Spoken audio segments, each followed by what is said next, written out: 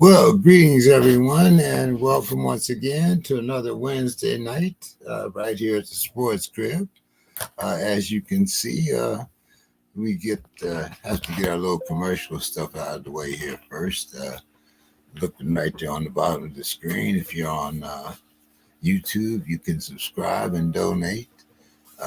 Our Cash App, JE King, $ JE King 3, and all proceeds go to the Sports Crib to donate our different prizes and stuff in case you're in our Sports Crib League. I see a lot of the guys are down here. I see Mr. Bill Carroll is in the building tonight. Hello, Bill. Hello there.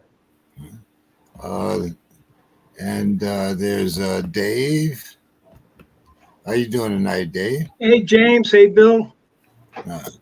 Don, how you doing tonight, Mr. Don.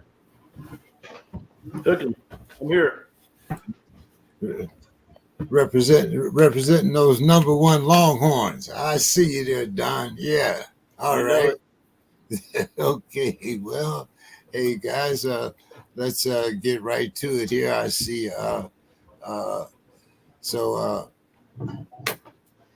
Dave, do we have a Sue's Corner tonight? We do indeed. So from Sue, she says, I may have a slight bias, but I think Sidney Crosby is not only one of the best hockey players in history, but also a unicorn in today's modern sports and the world in general, with his lack of selfishness and greed. Sidney agreed to a new contract that will most likely take him to the end of his career with the Pittsburgh Penguins at the same $8.7 million salary that he's had since 2009.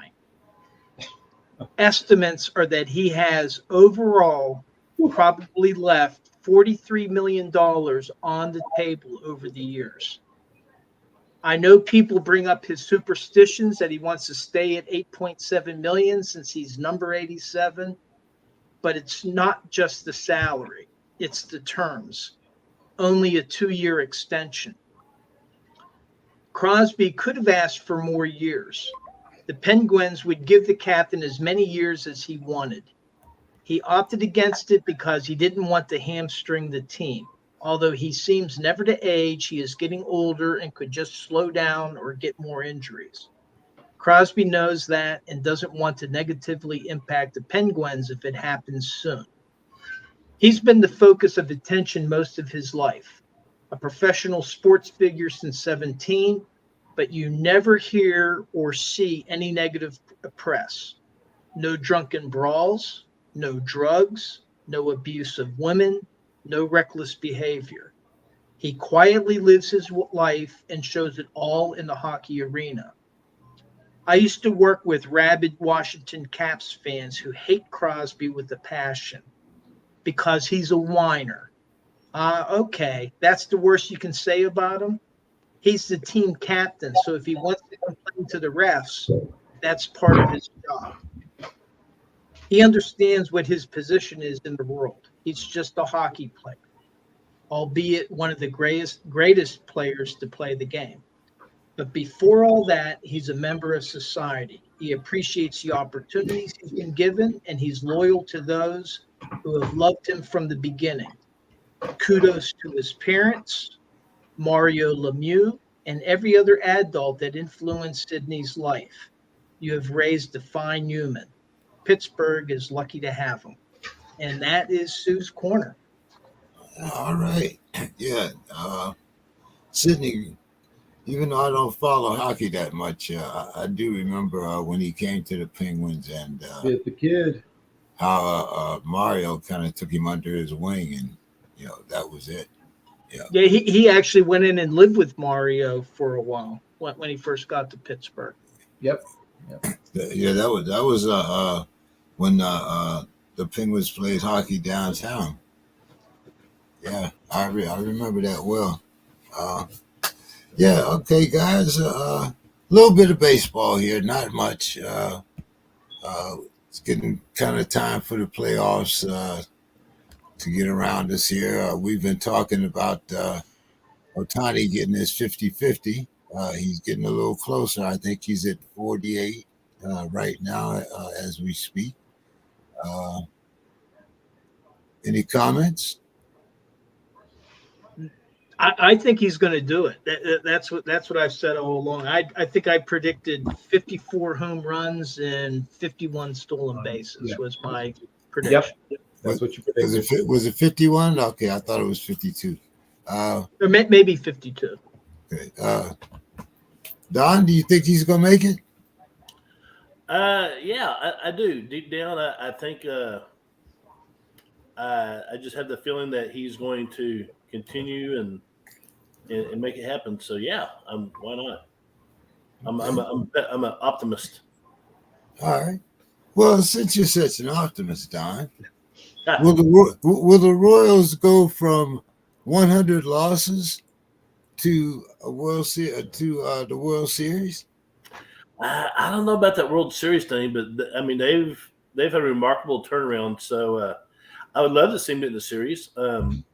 I've always been kind of a little closet Royals fan. I got my Texas teams, but I always go for the San Diego Padres, and I always went for the Kansas City Royals. So yeah, I mean, it would hurt my feelings to see them in the World Series. That'd be nice, but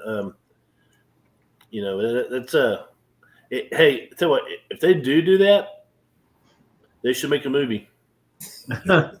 Inspiring underdog movies like Rudy. What do you think, Bill? Well, I just missed the turnaround of the amazing Mets, right? By the time I was watching baseball, I had missed their first. I saw the second time they made the World Series, but I missed the first time. I mean, I was alive, but I wasn't really watching baseball. And if this would be, because it happened sort of in a more compressed time frame, I guess even more surprising and amazing. And of course, the coolest part of it is their payroll. While it's not a tiny payroll, I think they're not the lowest payroll. They're not the lowest payroll in MLB. I think they're in the bottom 7 or 8. So it still is kind of cool on that regard. I don't know about the World Series. I don't know if they'll make it quite that far, but I do think that they will win at least one playoff series. Dave, what do you think? Yeah, I think. Well, one, they're 5 games behind the Guardians, so they're not going to finish in first. They got to make up 5 games with only 11 left, and that's helping. But I mean, yeah, they could do something in the playoffs. I'm just not so sure that they're going to be in the World Series. But if they were, I mean, what a turnaround! I mean, that's huge. So yeah, I mean, there's no baseball in Pittsburgh being played that much this year. But that would be a great story, and it shows that hey, it can be done. You can turn around a team quick, even if they don't make the World Series. Yeah. Bill, who's going to make the wild card, the Mets or the Braves? Well, since I am a Mets fan, I'm going to say the Braves. I mean, that seems to be how it works. So I don't think we talk enough about the Braves organization. And I'm not trying to rehash the old Reinsdorf organizations win championships retort, but they are a consistently good organization to almost the point of boredom, right? They've had 1 or 2 down years sort of sprinkled in the past 30 something, but they generally are a playoff team. Probably, I'm going to just guess, probably 24 out of the last 33 years, probably something like that. They've made the playoffs. I mean, probably something like that. I don't think I'm off by much. I mean, some crazy number like that. They are just relentlessly, boringly competitive year after year after year. And once again, they have a good sized payroll, but it's not the top. I mean, it's not, at the top. It's not in the rarefied air of some of the franchises that are throwing around, silly numbers. Like the Mets, for instance. Yeah, right. Thanks for bringing that point home. Yes, like the Mets, the Dodgers, the Mets, there's a few teams out there just throwing out, just silly amounts of money. And My while team, the they are Yankees don't. My team, the Yankees don't do bad about throwing or right, throwing they money. spend a little cash up there too. And you know, I just, like I said, I sort of marvel at them because, you know, they've had lots of different, the names and faces change, but you look up and they've won 93 games again or whatever. Oh yeah, there they are. You know, it's one of those, you know, but death, taxes, and the Braves being good. Don, who do you think makes the wild card, the Mets or the Braves? Oh man, my gut tells me the Braves. Just I don't know, just because I guess I like Atlanta, but I'd say Atlanta. Dave, you making it unanimous or what? Well, I tell you right now, the Mets are 2 games ahead of the Braves, and they have 11 more games to play. But the Mets have a tougher. They're playing tougher teams. They're playing. Yeah. They have another game against the Nationals, which should be winnable. But then they have 4 games with the Phillies, who are in first place. Then they have 3 games with the Braves, and that's probably what's going to decide it right there. And then they finish with the Brewers, who are in first place in their division. While the Braves, they play the Marlins twice.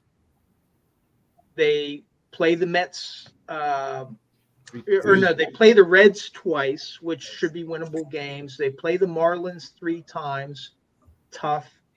Then they play the Mets 3 times. Again, that's that key set of games right there at the end. And then they finish against the Royals. So with a slightly easier schedule, I'm going to say that the Braves overtake the Mets by half a game. The Mets finished 87-75. The Braves finished 88-74, a half game ahead of them and into the wild card. How about that? All right, we got a Bill. We got a Bill like prediction here. Okay. How many walks we gonna have again? No. Well, I mean, but still, I mean, I think what it comes down to is who they have to play, Right. and then the fact that they play each other 3 times. Yeah. That could be, you know, if one or the other sweeps that series, that could be huge. And the Braves could knock the Royals out also. They do finish with the Royals, right? Did you mention that?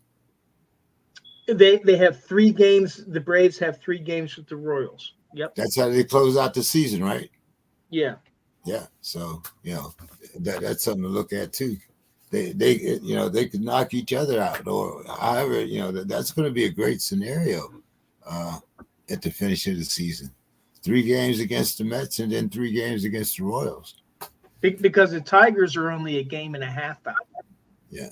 Yeah. See, too In bad the Demetrius American isn't League. here tonight. All right. Well, let's talk a little college football here. Let's see. I got Ewers down with no problem. We got Archie. Longhorns are now number 1. Don, quarterback down, and the backup quarterback is in the Heisman conversation. What's going on down there in Texas, Don?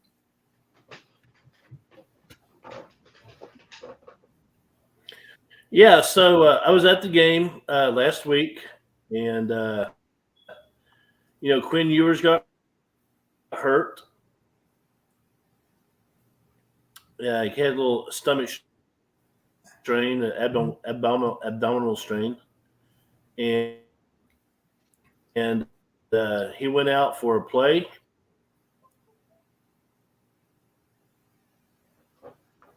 I lost y'all. Can you hear me?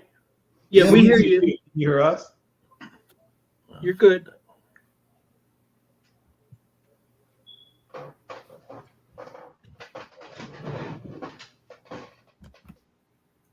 We can hear you, Don. You may proceed, Don, if you can hear us, which is probably the big Earth to Major Don.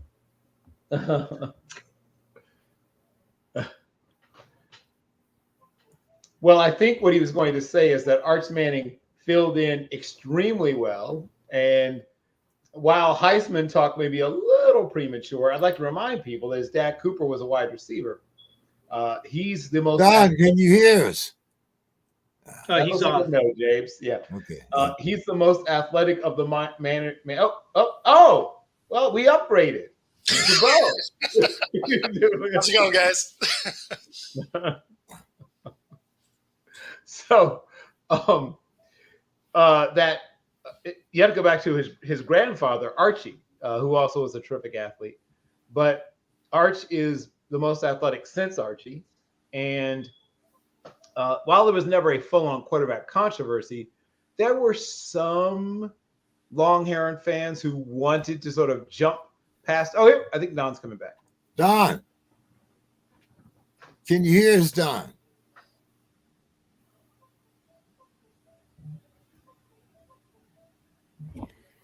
Yeah, can you hear me? I got We never lost you, Don. Yeah, we can Loading hear thing you going the whole on. time. Keep Don. on Okay, we're talking. good. Yeah, we never lost you. Go ahead. I was like, damn, what the hell? So anyway, so Archie, he throws the touchdown pass to Andre Moore. Defense hold. They punt. They get the ball about the 45-yard line. Next thing you know, Archie's does his own read, keeps it, goes 67 all the way. So he touches the ball twice, first two times in the touchdown, two touchdowns. He got clocked at 20.7 miles per hour, which is faster than Tyreek Hill. Believe that or not. That was amazing. Fast as someone who's like 5'10", 5'11" for some reason. So yeah, it was a great game. I don't think there's not a controversy. The national media is trying to stir that up, but Arch has a level head. He knows, hey, I'm just here as a Band-Aid till quick. Nation's happy.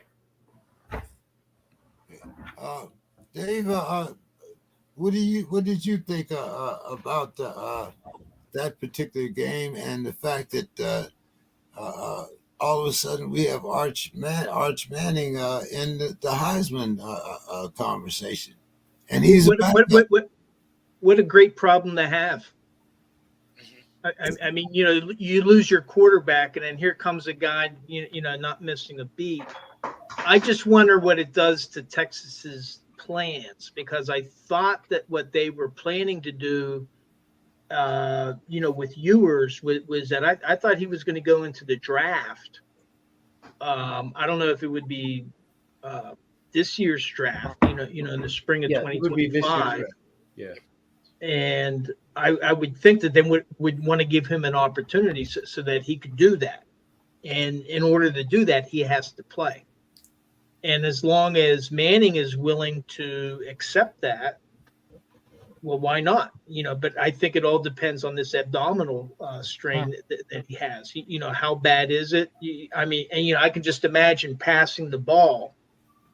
That's got to affect his throwing motion. But if he's able to play, I would go back to Ewers, because that you got Manning to step in next year, and I thought that's what their plan was all along. But for me, my reaction is, what a wonderful problem to have. I hear you. Bill, Georgia survives the scare down in Kentucky. The final is 13-12. As a result, they fall to number 2. Thoughts? Well, this Georgia team is not as good as last year's Georgia team, but that's not exactly an insult. I mean, they're just not as good. I should put that caveat in here. They are playing. They lost. At one point, I actually written down the number of snaps they lost, particularly on defense. It's a huge number. It's in the tens of thousands of snaps played that they lost. It literally is. Like, it's 10,060 something, I think. But it's a ludicrously large. It's a funny number to look at. Look at how many defensive snaps they lost. They lost a bunch of guys who were 4th and 5th year guys, and so they've got a lot of underclassmen in there. They've got a couple of good seniors, but the bulk of their stars on defense are sophomores, redshirt sophomores, and juniors. So they're figuring some things out. Their offense, to me, is if they end up not winning another national championship, it'll probably be because of the offense. And I know at one point people were calling Carson Beck. People love calling lots of people the odds-on favorite in the Heisman. Quinn Ewers, Carson Beck. Someone even mentioned, oh God, was it Jackson Dart? But there's lots of, as the season begins, who isn't in the running for the Heisman? But Quinn Ewers was only one of the people mentioned as a favorite, but the other one, of course, is Carson Beck. And I've always thought that was the person that Carson Beck most reminds me of is a more sort of exciting and complete version of Mason Rudolph, both in terms of his build, his passing motion, and things like that. So I didn't see like star quality when I looked at Carson Beck. At his best, he can make, he's what I call a game manager plus. He can make the deep throws. He has a big arm. But generally speaking, he likes to work the middle of the field and fire off those quick outs and slants, and then the occasional screen, and then they pound you to death in the run game. Now they're pounding you not quite to death so much in the run game. They can still land body blows, but they're not pounding you to death. So now the not problems, but the imperfections is probably better to put it, they have in their passing game are being exposed. And I mean, I'm not saying anything everyone here doesn't know. You don't just replace Brock Bowers, right? That's not something you can do.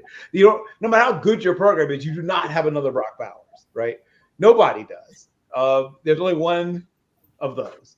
So that was that great bailout thing they had before, right? He was like, everything's falling apart. Oh, where's Brock Bowers, right? Where's number 18? So you don't have the quote unquote security blanket cliche that people like to use.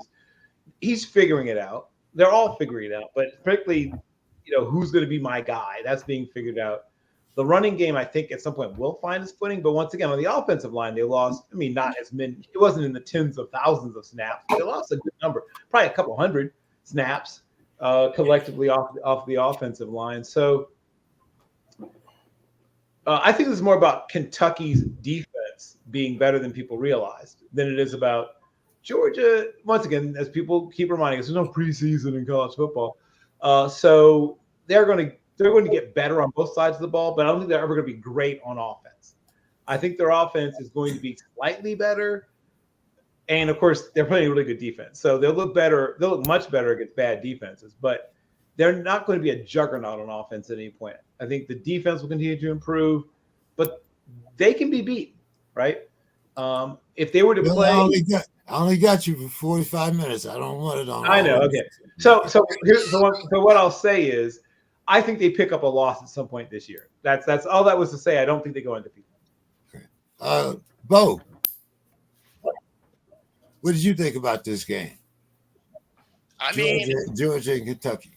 Yeah, no, it showed us something about Kentucky, right? Like that program's been coming along, and Georgia looks like they've fallen off a little bit.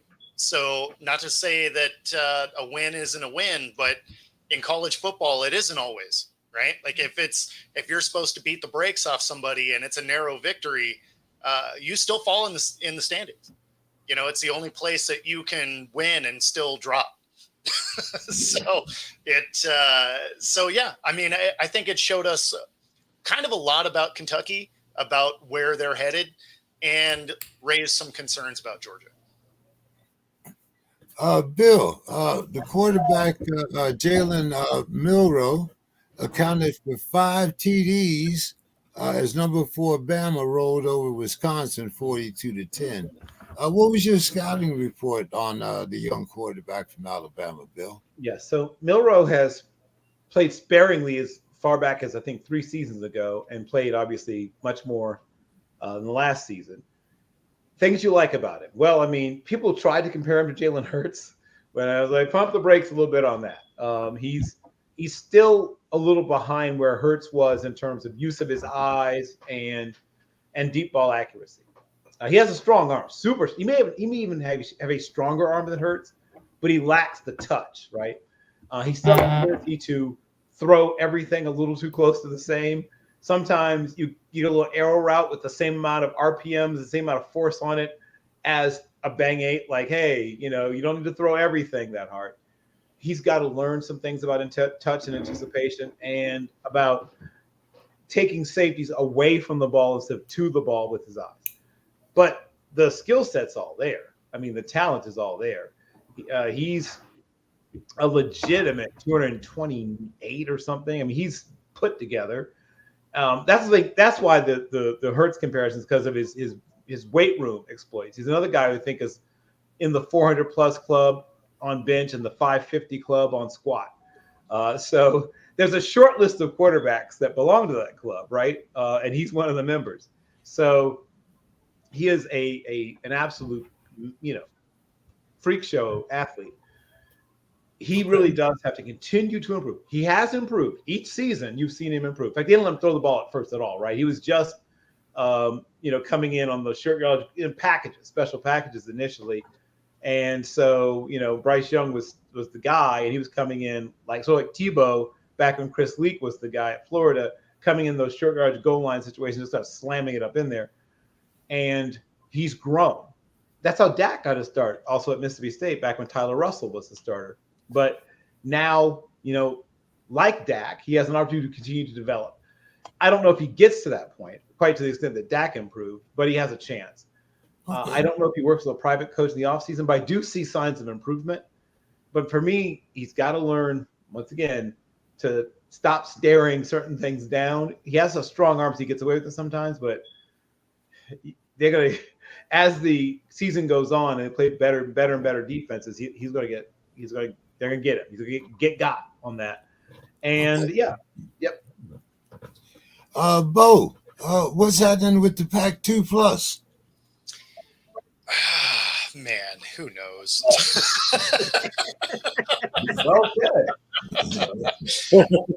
That I don't really know what their direction. Good answer. Yeah, I mean, I'm not sure they know what their plan is. It's a wait and see situation. I mean, they want to do some blending. They've proposed a ton of different ways to do it. I don't know that any of it really makes sense.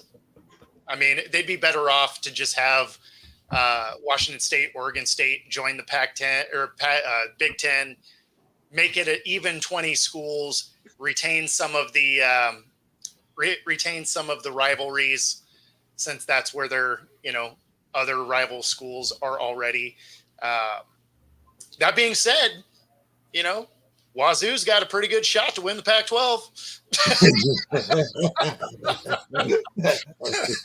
50-50 chance. That's right. Let's see. Aaron Donald is among the 7 on Pitt's AD advisory committee. Pitt starts the season 3-0 after their latest victory over West Virginia. Last time we talked to Dave, he was kind of concerned about the game before West Virginia, but hey, we knocked both of them off, Cincinnati and West Virginia. Dave, what's going on in Pitt?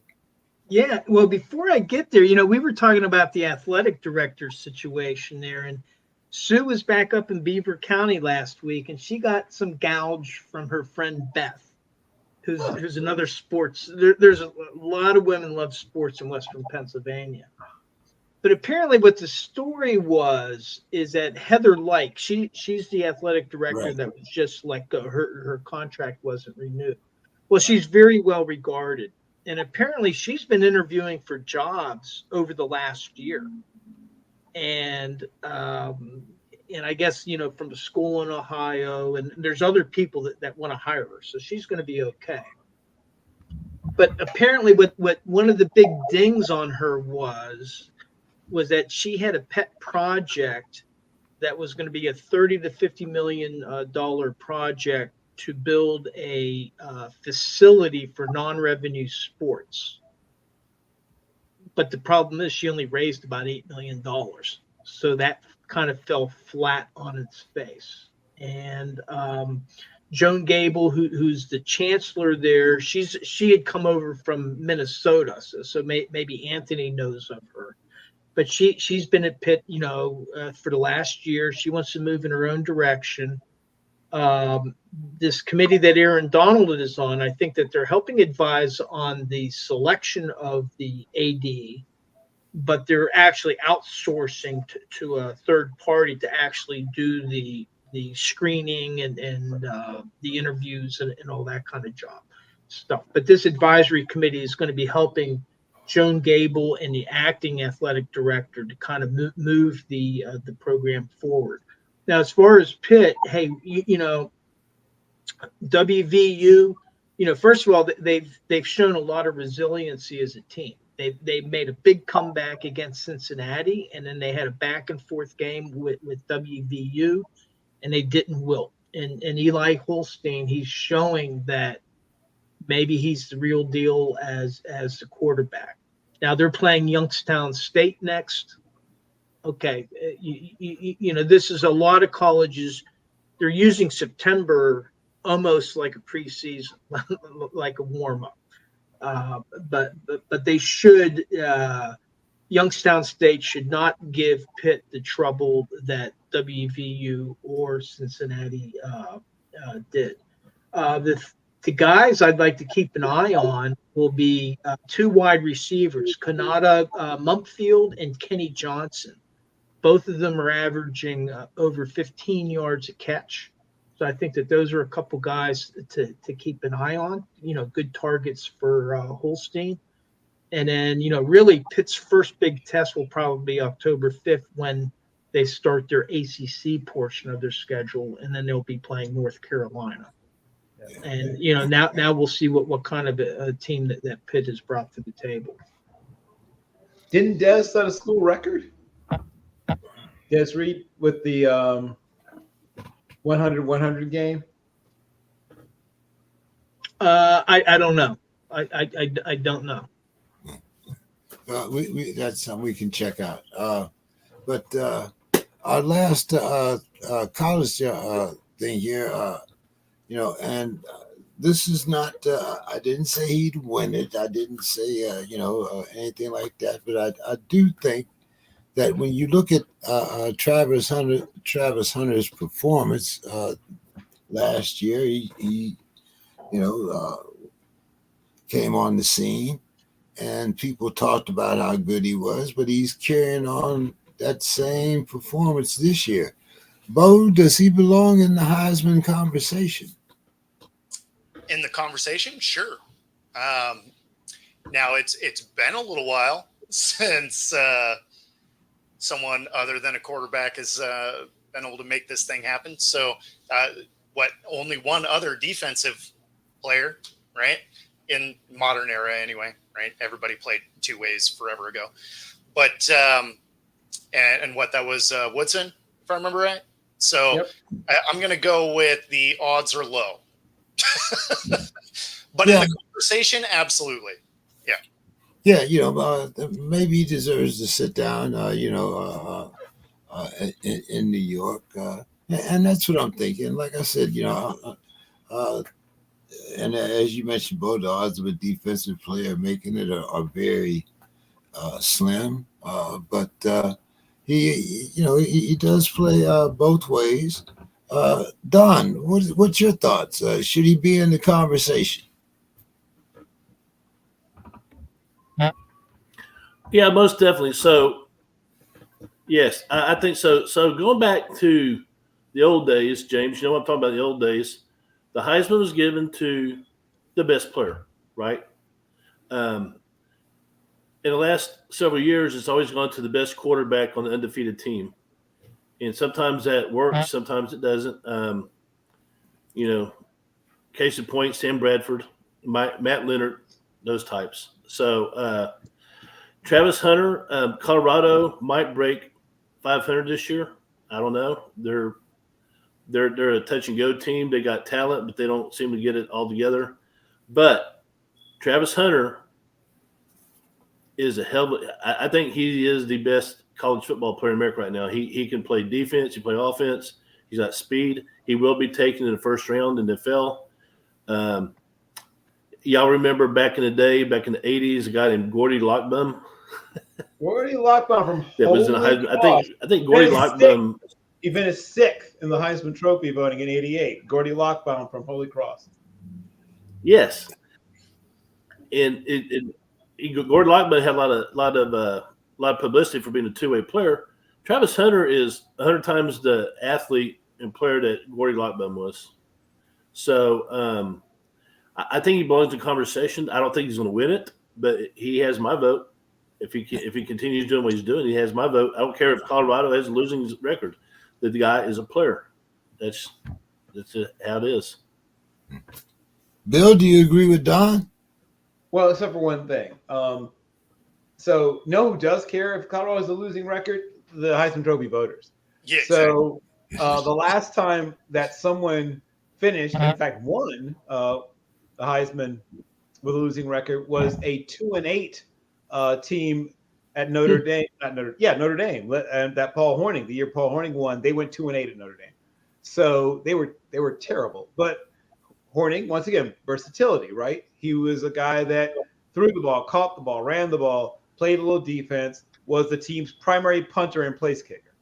So he sort of overawed them with his versatility. I think that the thing works. Two things work against Mr. Hunter. One, as was pointed out, I don't think the team's going to finish the season. Maybe not. If they do even get to 500, it won't be much above 500.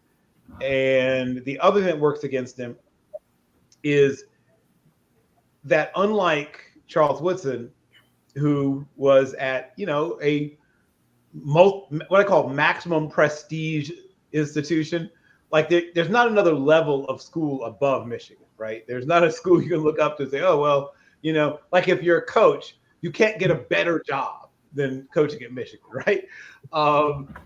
So Colorado is on the rise. The program's improving, but they don't have the kind of perception.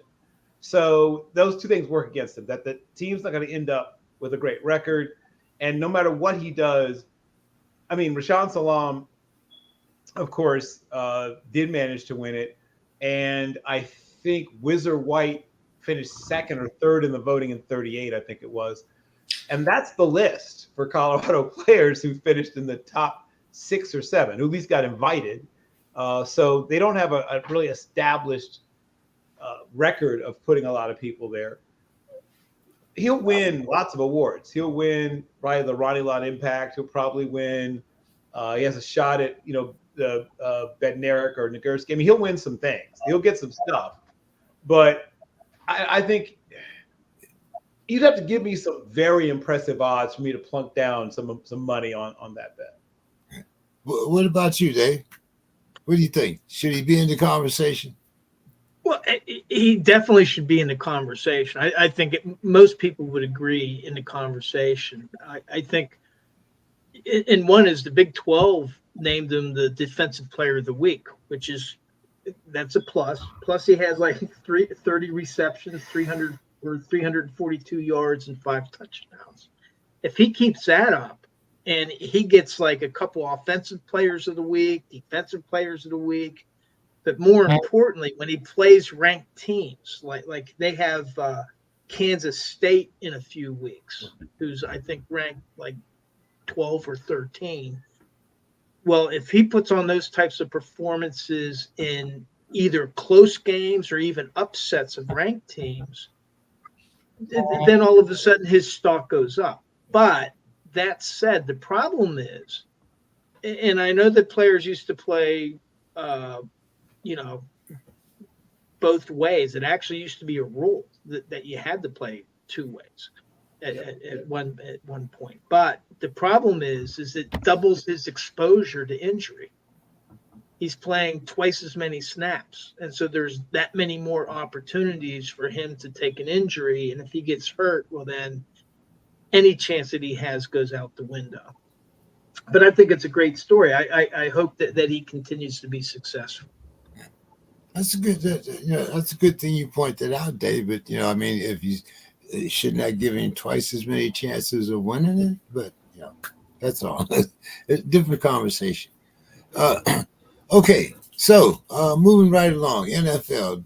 Dave, for the want of a catch, the Eagles fall to the Falcons on Monday night in a thriller. Falcons quarterback Kirk Cousins moves the team down the field to score their only fourth quarter score. Dave, for want of a secondary, talking about them Eagles again. That was what we were all talking about. Was that secondary going to improve? Your thoughts? Yeah, well, I'm looking at Atlanta, and I'm almost thinking that maybe they used week one as their final preseason game to kind of get their act together. And, one of the things that I'd mentioned before is that Kirk Cousins did not play in the preseason. And then this guy from the Atlanta Constitution Journal had said that they weren't even playing, no tackling, no live practices during training camp. Right. And but now they played a very good game, and the guy that I would circle around is Bijan Robinson, who gained 97 yards. And if you have him pounding down the field, well, then that's sucking in that secondary. And now Kirk Cousins, who was playing a lot more behind center, for whatever reasons, he was playing a lot of pistol formation against Pittsburgh. Well, now he was lined up against the center. Well, you're bringing the secondary in to try to manage Bijan Robinson, opens things up. So I think that the Eagles' defense might be a concern. Let's see what goes on with their defense as the season goes on. But Atlanta, especially in the division that they're in, maybe they're better than some people thought. Now, let's bring a quarterback in here. I mean, a cornerback in here to talk about this. Bo, was it the secondary's fault or what? So it was. I blame this on coaching a fair amount. Actually, okay. There were a lot of missteps in this game. Right, one, not taking points early. Right, you were set up for a field goal. You're 4th and 4. Right. So that's not exactly a gimme of a pickup. Right. And I don't fault him too much on it. Right. Like if you make it, you look like a genius. If you miss it, then, it happens. My biggest concern with this was they move into prevent defense, which as a former player, as a fan, I hate prevent defense. It prevents you from winning. Like it is the worst kind of defense. Yep. And then you're going to give a guy like Kirk Cousins a rhythm to fall into, which when you think of Kirk Cousins, even though you don't necessarily think of lots of winning records, you know what he does always lead almost every year? He's in the top 5 of yards gained every year, right? Because he's a very accurate passer. So if you're just going to give him the field, yeah, he's going to march right down. So a lot of people will blame Saquon for that last, he didn't catch it, but that game was lost before then. Bill. Oh, yeah. I will, as some of you may know, my beautiful lady friend is a big-time Eagles fan, and she was in agony much of that game. She had some problems, first of all, with the interior of the Eagles' defense. Obviously, the days of having Fletcher Cox in their wrecking shop are over, and there's been a lot made of the Georgia-Florida line, or whatever you want to call it, the Georgia line, I guess, really. Though those guys are big, and in one case, huge, they aren't always in the right place or turned in the right direction at the right time. So that was her first concern, right? Bijan Robinson got a lot of chunk yards in the run game. So this isn't quite Sue's corner. It's more like Carrie's cries. So some of the things that bothered her, she thought they should have used more quick game, get the ball out of Jalen's hands more quickly, and more designed runs for Jalen as well. Though he created some things with his feet, she wondered why they didn't just design some early runs, which would then have opened some things up in the passing game. And then, yes, she's still very much unhappy about the eschewing the field goal early on. Though she generally admires coaching aggressiveness, she thought that in that location, at that point, and at that juncture of the game, it just made sense to get that early lead. But yeah, I mean, to put it all on Saquon or put it all on even the secondary actually played fairly well most of the game. But as was just pointed out by our friend Bo, that's the secondary doesn't get to make their own coverage calls. That's not how it works. At least most teams, coaches make those calls. And if players decide to ignore them, usually there's words that are said if you decide you're not going to play the coverage that was called. So my guess is this is the coverage that was called, and they played it. I'm sure they grumbled about it because that's what players do when they – football is a game that usually rewards aggressiveness. So when all of a sudden your aggressiveness is blunted as a competitor, as an athlete, as a player, a part of you feels a little bit of shame almost, right? It's like, you don't trust me? You don't think I can do this? Like, I've done it all game. Exactly. We basically denied these guys deep opportunities in the passing game the whole game. Why now do you take it away from us? So yes, so she personally does not play in the secondary. I to some extent agree with her. Okay. Well, and why wouldn't you pass rush a guy that's just back from an Achilles? Like, you just gave him all day. All right, yeah. So Bill, do you have to go now? I can probably squeeze out a few more minutes. Okay. Then we'll take it down to Don. I think. What did you think about this Monday Night Football? Okay, so Bo kind of stole my thunder. You're talking about Kirk Cousins. Kirk Cousins, guys, who's old as caca. Okay, you know what caca He's not is as in old. Spanish? He's not as old as ayahuasca. Nope. Yeah, but he's old. He's old like most things will have Achilles. Put pressure on him. Yep. Put pressure on him. We've seen him under pressure. He doesn't complete many passes when someone's in his face. So bring a linebacker, do a little twist, a stunt, exchange stunt. But again, more Spanish. That defense was pendejo, muy pendejo. Y'all know Spanish? Y'all speak Spanish up there? Oh yeah, we know Pendejo. exactly. Not a lot of it, but that part of it. Don, the Chargers opened up a can of whoop ass on the Panthers, 26-3. J.K. Dobbins is averaging 133 yards per game, and the Chargers open up the season 2-0. Don, is this the Chargers? Is this the season for the Chargers to break through?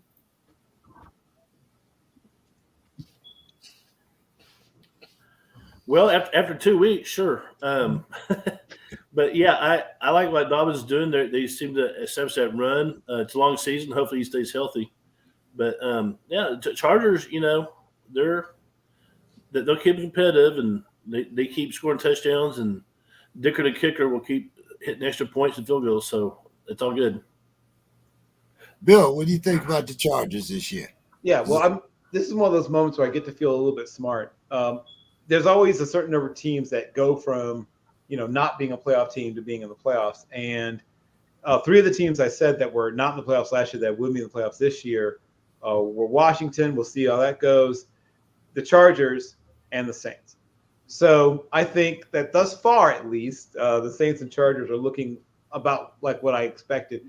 The Chargers have had a talented roster. Their issue, and I'm not going to pile on Brandon. No, I am. I'm going to pile on Brandon Staley some more. Yes. It is clear to anyone that watched that there's a bunch of people I can name that they was win 2 or 3 more games just automatically by a coach who does less. He just does less, right? I'll quote Earl Weaver, right? As a manager, you will very rarely win a game for your team, but you sure as hell can lose some. And Brandon Staley, each season, would cost his team 2 or 3 games per year.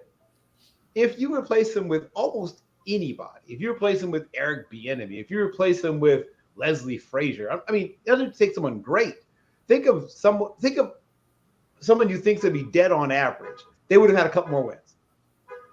They would have been in the playoffs because they wouldn't have called timeout. Correct. Now they replace him with somebody who's really good, right? Whatever else you want to say about his khakis and his drinking whole milk and basically being like the sitcom Neighbor from a CBS comedy. Despite all of those things, he is a really good football coach.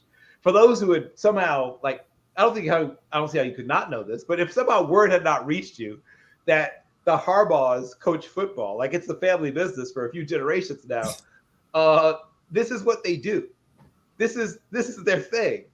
And how do they do it?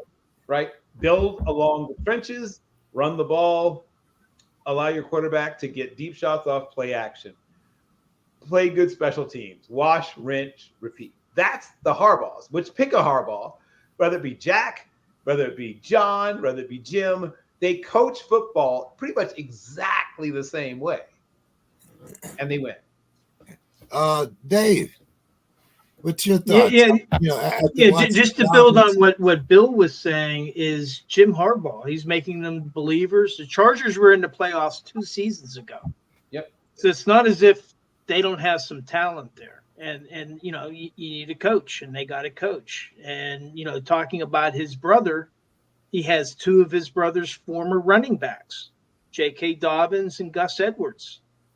And they ran, I think that the quarterback only threw like 20 passes. They ran 44 times. Yep. And yeah, that's what they're going to do, and I think they've done it. Unfortunately, the Panthers, that's not a good test. They're going to be playing Pittsburgh next week. I just hope. That's a good test. Yeah. I hope that Pittsburgh doesn't do what they did in their home opener last year. But the Chargers are going to be playing the Pittsburgh, not the Pittsburgh. Panthers. I meant the Chargers. As far as the Panthers, I mean, they're just pathetic. And what I was saying about the Panthers is they played a pathetic team. And their test is going to come next week in Pittsburgh, and I'm a little bit nervous about that, And now the Panthers, they got a team. They benched their quarterback, and then they're grabbing a rusty red rifle to come out to throw passes. So Scott Farkas, Bo. Yeah, it's funny. I was on a show earlier today, and they called him the Rusty Musket. I was like, that is amazing. Yeah, so I mean, I'm with you guys. Like, I like what I'm seeing out of the Chargers, but let's be honest, they beat the Panthers and the Raiders, so who cares? As soon as we see them play some teams that can actually win games, then I'll take a little more notice. But I mean, they are headed up by a Harbaugh that we've seen in the NFL win before, right? Like, they were in a Super Bowl when he was with the Niners. So, I mean, all he does everywhere he goes is win. So I don't expect anything less from that. On the Panthers end, I'm not convinced they could beat a high school. So I don't know how much, you put into a win from anybody over the Panthers. Well, Bo, since you were throwing the shade on them here, I'm going to skip something and go with the next question. With an impressive Any Given Sunday performance, the Raiders beat the Ratbirds. Yep, they sure did. Okay, Raiders quarterback Gardner Minshew leads his team to victory with 3 fourth quarter scoring drives. Are the Raiders better than we thought they were, Bo? No, I mean, there's a couple of things here. One, Minshew is that version of Ryan Fitzpatrick, right? Like, he's the new addition to that. So he'll randomly come out and win some games for you. Like, he is that guy. At the same time, you watched a Ravens team just take their foot off the gas altogether.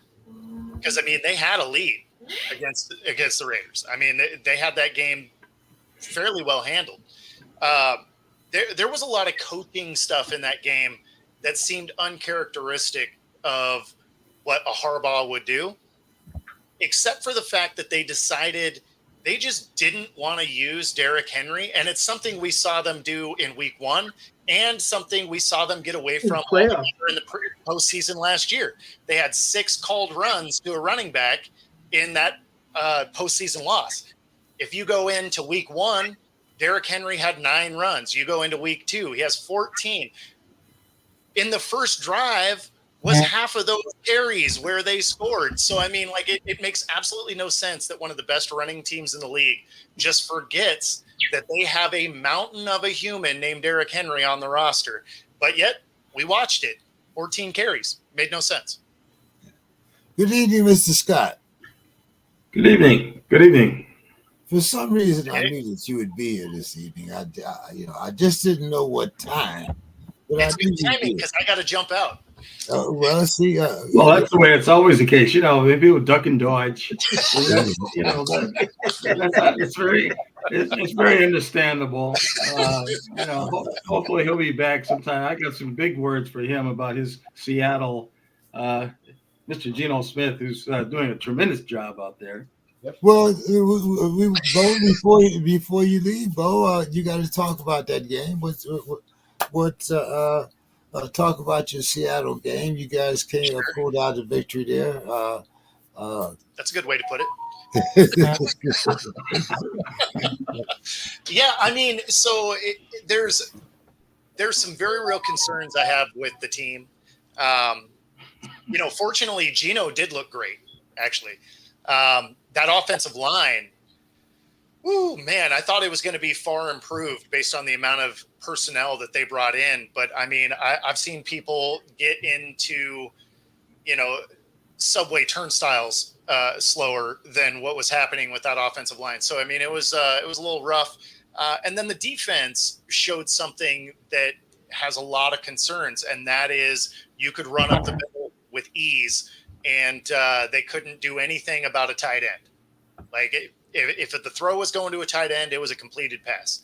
So there's some very real concerns. Now, granted, they're 2-0, right? And whether you win pretty or ugly, a win's a win. So I'll take it.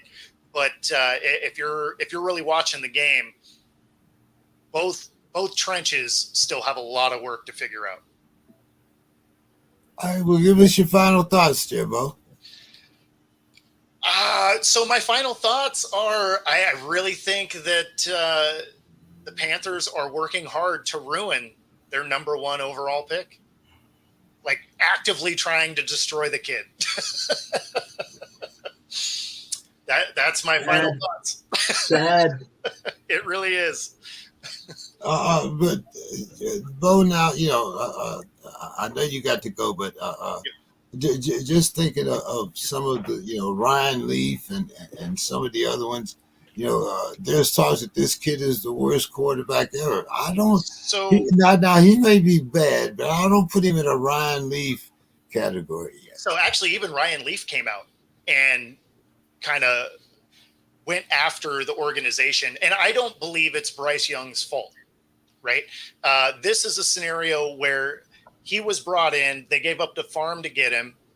They got rid of key players. They had absolutely no cap space. So there was absolutely no way to surround him. So then you're going to make an undersized guy go play hero ball with no offensive line and no weapons. You're not going to look good. Like, there's just no scenario where that works out, which is why he got hurt last year. Come into this year, they didn't have any cap space or draft to capital, so they didn't add anything of note. So, I mean, if you're looking at Bryce Young as, say you view him as he could be an elite quarterback, that just means that team is 52 guys away from being a good team. Like, I don't know what you want him to do. But, one of the things with Bryce is I really feel like he's one of those guys that would have been way better off holding a clipboard for the first year, actually learning behind a vet, getting up to speed in the NFL. Instead, they force him out there. He gets hurt. They come back this year. He starts 2 games. He's terrible. And then you bench him. And if we've watched anything through the history of football, if you have a vet and you let a guy sit behind him and then he gets to move into that position, even if he ultimately gets benched again, it affects the psyche much different than you're our starter. Not only that, but after your second loss, you're like, nope, he's our guy. And less than 12 hours later, you're like, you know what? It's pretty cool if you ride the bench. We're going to bring this old guy out.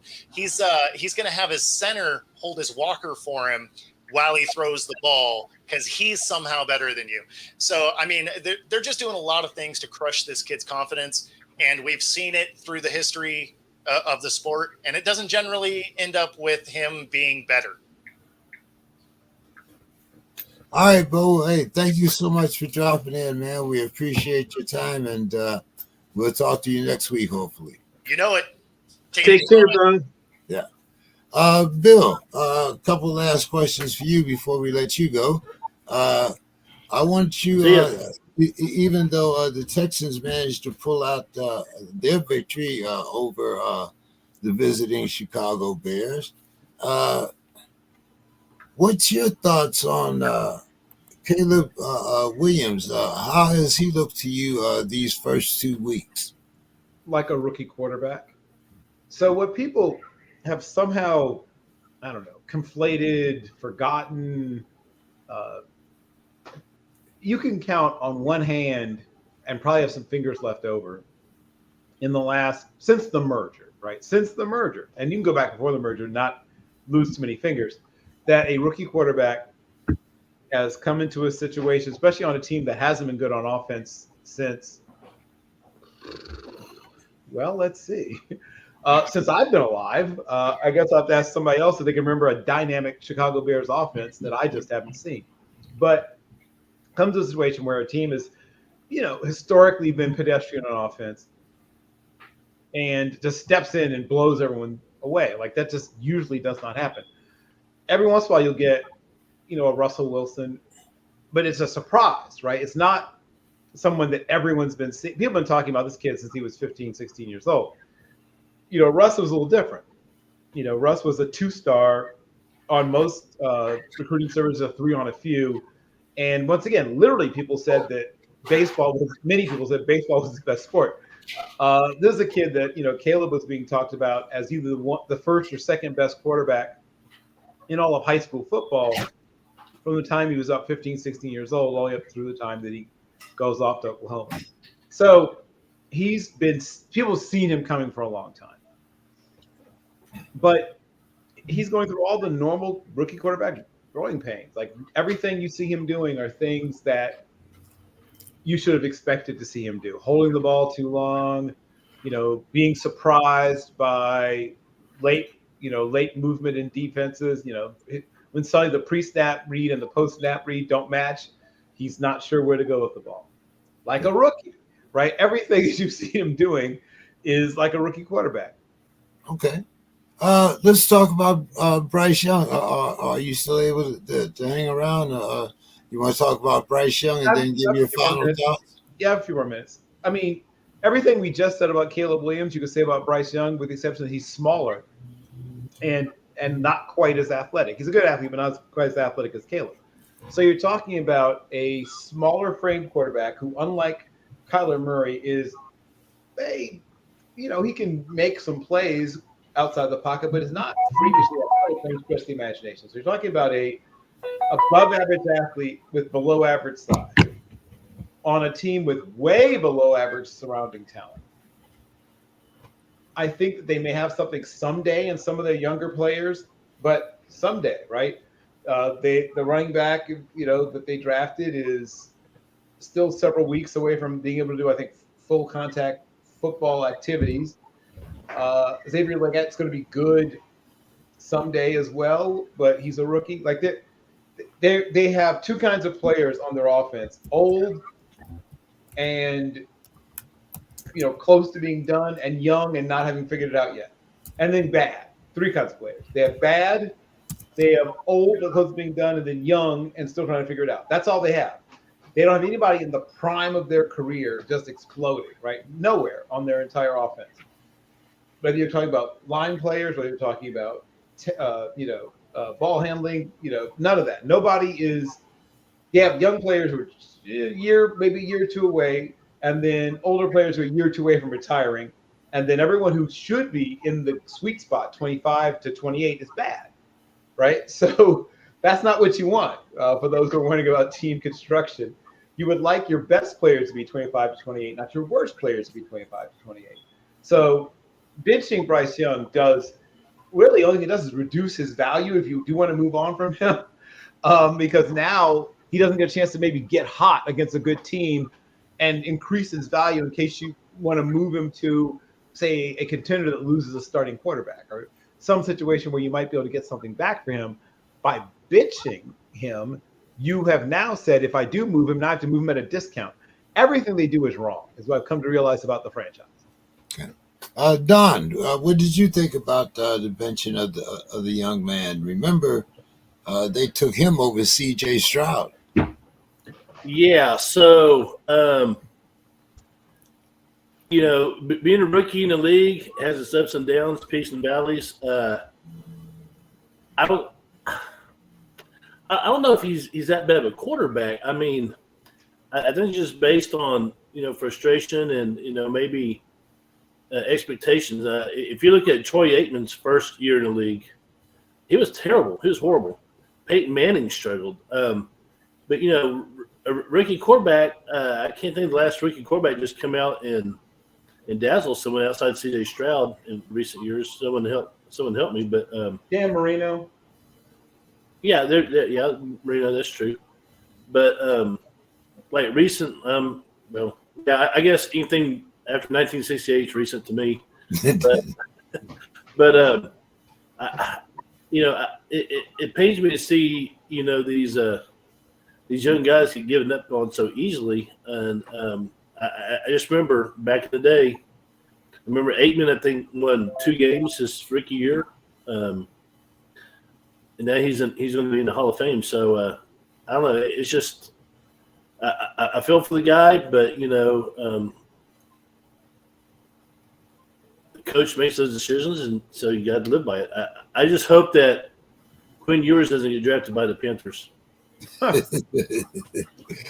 Dave, you're asking about Bryce Young? Yes. Your thoughts on Bryce Young, the way it's been? It's a pathetic team, and really what they needed to do, and I think that's what Bill was talking about, is you need to build an infrastructure before you're bringing in the guy that's going to be taking the snaps. And the Washington, they were the Redskins, the Commanders now. Back in the day, they had Heath Schuler, they had a couple other guys that they brought in.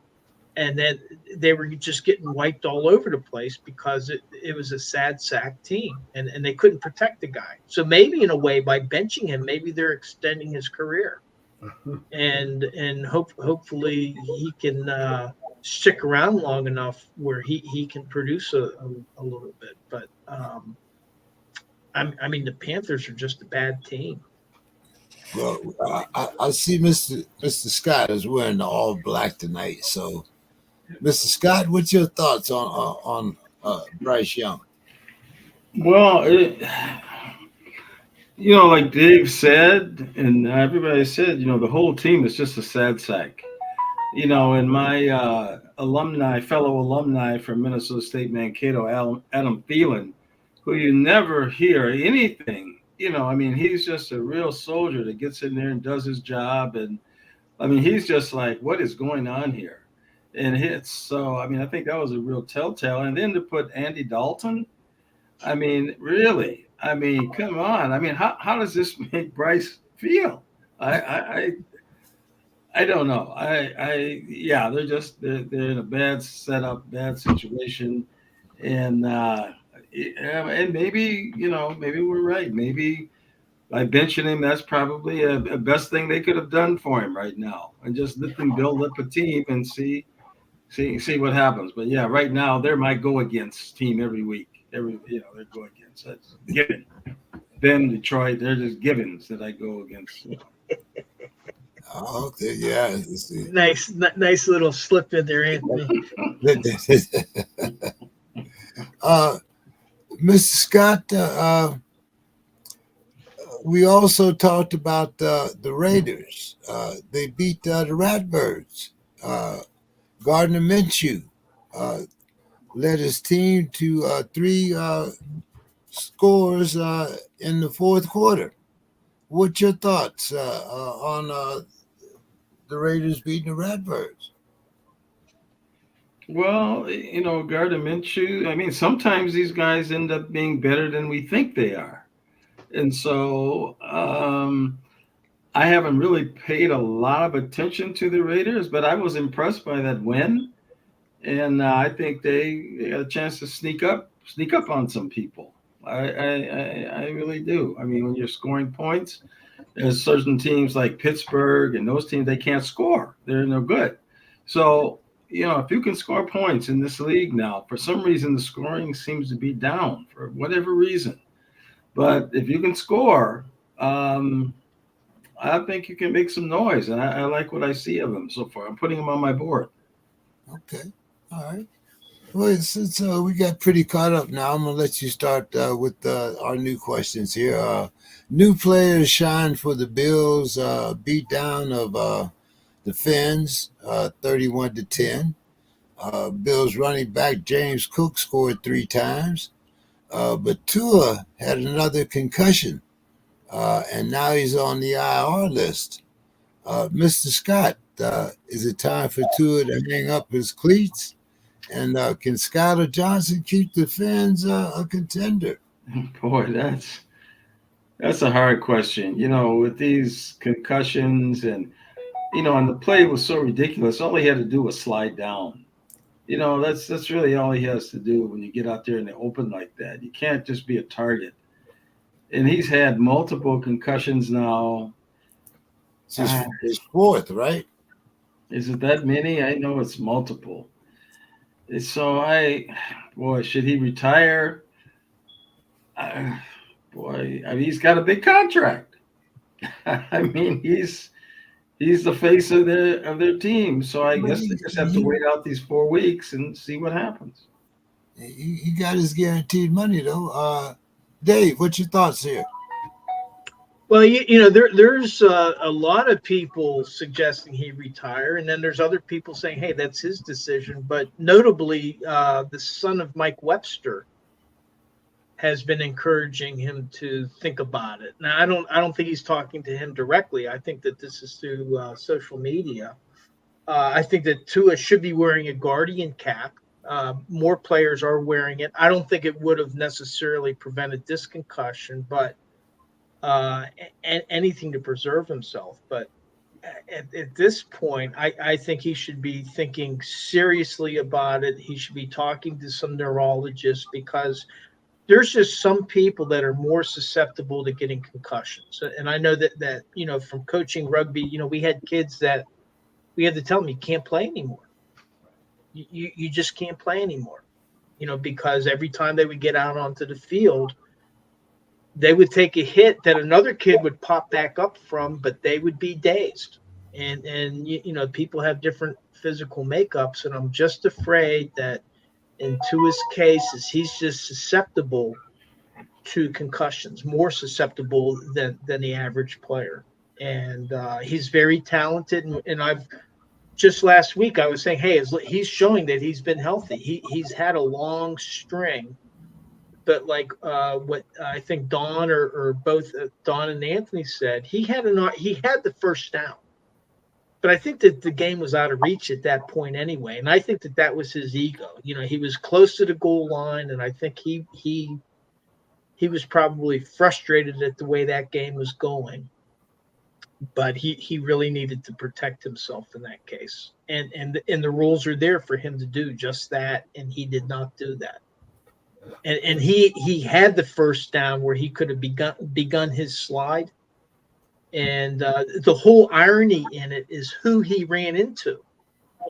He hit Hamlin in the chest, and Hamlin about lost his life getting a helmet to the chest just a couple seasons ago. There's a bit of irony there, and Hamlin wasn't trying to lay on a blow either. He was kind of stood up. So, I mean, to me, my personal opinion is I think he really needs to think seriously about it. He needs to talk to some neurologists. There's been a lot of studies being done on concussions, and he should take this time while he's on injured reserve and make a big reason. And it doesn't matter whether he's the face of that team. Maybe he can be the face of, hey, I'm doing something for my body and set an example. Don, what's your thoughts on this? Well, like has been said, these concussions, often happen in clusters, and basically you're bruising your brain, and there's only so much your brain can take. So I'm thinking, hey, you've made more money than a lot of us will ever make by far. Just hang it up. I mean, it's not worth, when you're 45, being on the feeding tube and drinking your meals to a straw or whatever. It happens when you get that CTE, but just give it up. If it were me, that's what I would do. Of course, when you're that age, you're immortal. You keep going, but Father Time catches up with you eventually, and if you're brain injured, it happens more suddenly than usual. So just give it up. Bill, what do you think? I mean, you're that age with, probably close to 50 mil. A little different, but what's your thoughts, Bill? Is Bill there?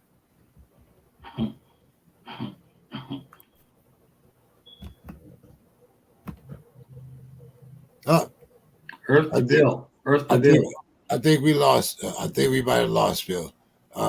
So, in answer to your question, we're talking about two of the concussions now, yeah. whether or not. And in the interest of full disclosure, I do not have a license to practice medicine. I've never taken a single class in neurology, but I have been concussed. I have seen concussions up close, and some of them can be quite frightening. He's had at least two that were like above the midline in terms of severity. There's two fairly severe concussions, and a couple of that were, maybe not quite as frightening, but certainly clearly concussions. For me, this is a life decision. I mean, I love football, but it's not more important than any young person's life. So I hope he gets all the best possible medical attention and medical information before he makes whatever decision he makes.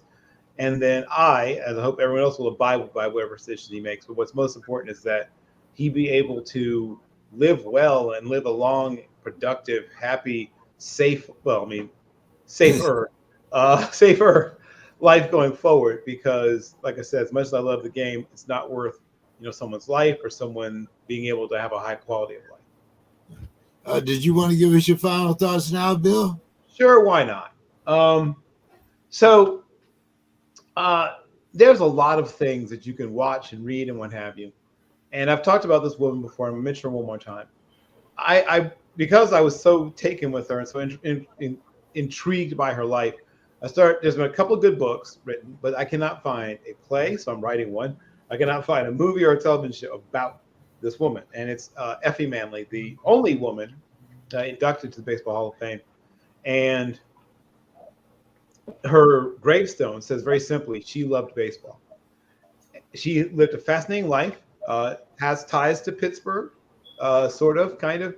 And although the team she was co-owner of was the Newark Eagles, she was born to a woman. Her mother herself had kind of a weird background. Her mother was an immigrant from Indonesia, and depending upon what you read or hear, she may have been mixed race herself.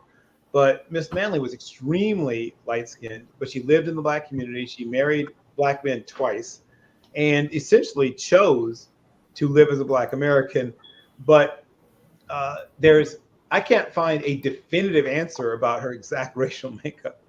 Everyone describes her, and I've seen pictures of her, describes her, as attractive and, very, very, and some people say looking purely Caucasian. Some say she looks Caucasian and something else. But the point I'm making is that there are amazing stories. Like, the thing I love about sports, beyond the stuff we all talk about, competition, toughness, and, seeing someone rewarded for their tenacity and seeing people overcome the seemingly, things that are seemingly impossible, and all the things we get to see, right? People yelling, "Do you believe in miracles?" in 1980, and all the things we've got a chance to see. But the thing that fascinates me is the kind of personalities that are drawn to our sports. Say what you want about Lance Armstrong. He is a uniquely American personality, right? I mean, there's something about him that just he wouldn't have happened in Holland, right? You couldn't have gotten him to the things that make him wouldn't have somehow come together in Costa Rica. There's things about America and America's sporting environment that produces these totally different one-off personalities. And like I said, I'm extremely interested and darn near obsessed with Effa Manley. So I'm writing something about her, and it's just going to be called "She Loved Baseball." But once again, it is an honor, a privilege, and a pleasure. I too, like everyone else here, miss having Demetrius. I know what his job is demanding. I am currently pounding on the home stretch of a huge project at my job that determines many, many things in the future of the company. So I get it. But thank you, gentlemen. Have a wonderful rest of your evening. Thank you so much, Bill. All See right. you next Take week. care, Bill. Well, I guess the next thing that we'll get to talk about is them Cowboys. So let's see here. Sunday morning, I believe it was one of the first games. We saw. Where do I have this at now? Everybody knows that the Cowboys are one of my favorite teams. So let me go down here and get my little Cowboys up. Where is it at here? Oh, yeah. Okay, here we go. And are they what we thought they are? The Cowgirls offense gives up 44 points to the Saints. Anybody seen Micah Parsons? Was he running through somebody? I didn't see him Sunday. Where was he? Don, what the hell happened to the Cowboys? I have no idea. But you know what? Y'all been hearing me for a while now. I said they'll eventually fold. They just folded earlier than we thought they would. They were uninspired. They came out and shit themselves. I mean, as bad as Dallas was, New Orleans looked good. They look good in all facets of the game. So keep right on those Saints. But yeah, Cowboys they're terrible. Mr. Scott, what did you think about that Cowboy game? Yeah, it laid an egg, no question about it. I mean, New Orleans scores what 45, 44. 45. I mean, but in both games they scored that points like that, and so they just ran over the Cowboys. Cowboys have talent. They have a lot of money in the team. I'm sure Jerry Jones is having a conniption right now, and I don't know what to say about him. I always try to give Dak, I keep saying he's been a piñata for everybody, and I try to give him the benefit of the doubt, but it's getting hard now. It's really, these next few weeks are going to really tell a story. You get down to, 1-3, 0-4. Oh boy, that can be a big problem. So, yeah, I don't know what to think about. Right now, they're off my board. It took them completely off. Yeah. Dave? Well, they still got the weapons. I just hope they can get their act together for next week and beat the team that they're playing next week. But hey, the Saints are looking good. I mean, Derek Carr, he threw, 4 touchdowns? Kamara ran for 4. I know. Well, he had 4 touchdowns. I think you're right. Carr had 4 TDs too. 2 of them to Kamara. Yeah. So, I really don't understand because they have the players to be a good team. I think so. Why aren't they producing on the field? And I hope hey, when they play the Steelers, I hope that they lay another egg. But next week, I'm hoping they hatch one. Okay, Yeah, sticking the with you Steelers there. can't score, so I think I'm going to Well, have we're, some we're, thoughts on them. Steelers we're can't going to score. talk. Don't They worry, can't we're going to score talk points. about. I mean, field goals are We're not going going to to get talk it done. about the Steelers, Mr. Scott. I'm just saying, I just said a comment about they, hope that they may, and I think that's a good chance for them to rebound. Actually, they got a team that can't score. I think that's next week. Yeah, next week will be perfect. Well, we'll see. For a rebound game. Let's talk about some fool's gold here, or at least fool's gold to me, because ayahuasca led the Not Yets to a 24-17 victory over the Titans. But we've seen the Titans. Will Levis is a mess.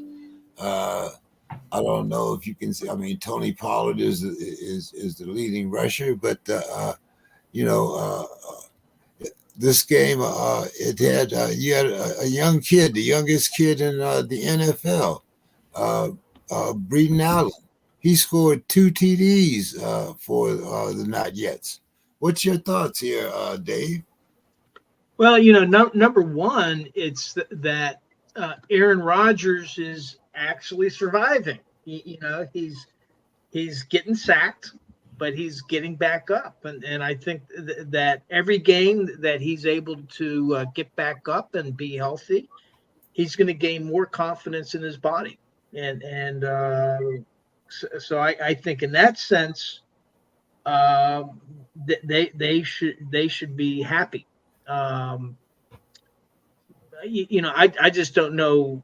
I thought that their defense was supposed to be really, really top shelf. And, hey, Will Levis is throwing interceptions, from the Titans. But, for the Jets, I think that if Aaron Rodgers can be more confident, then maybe that they'll win more games.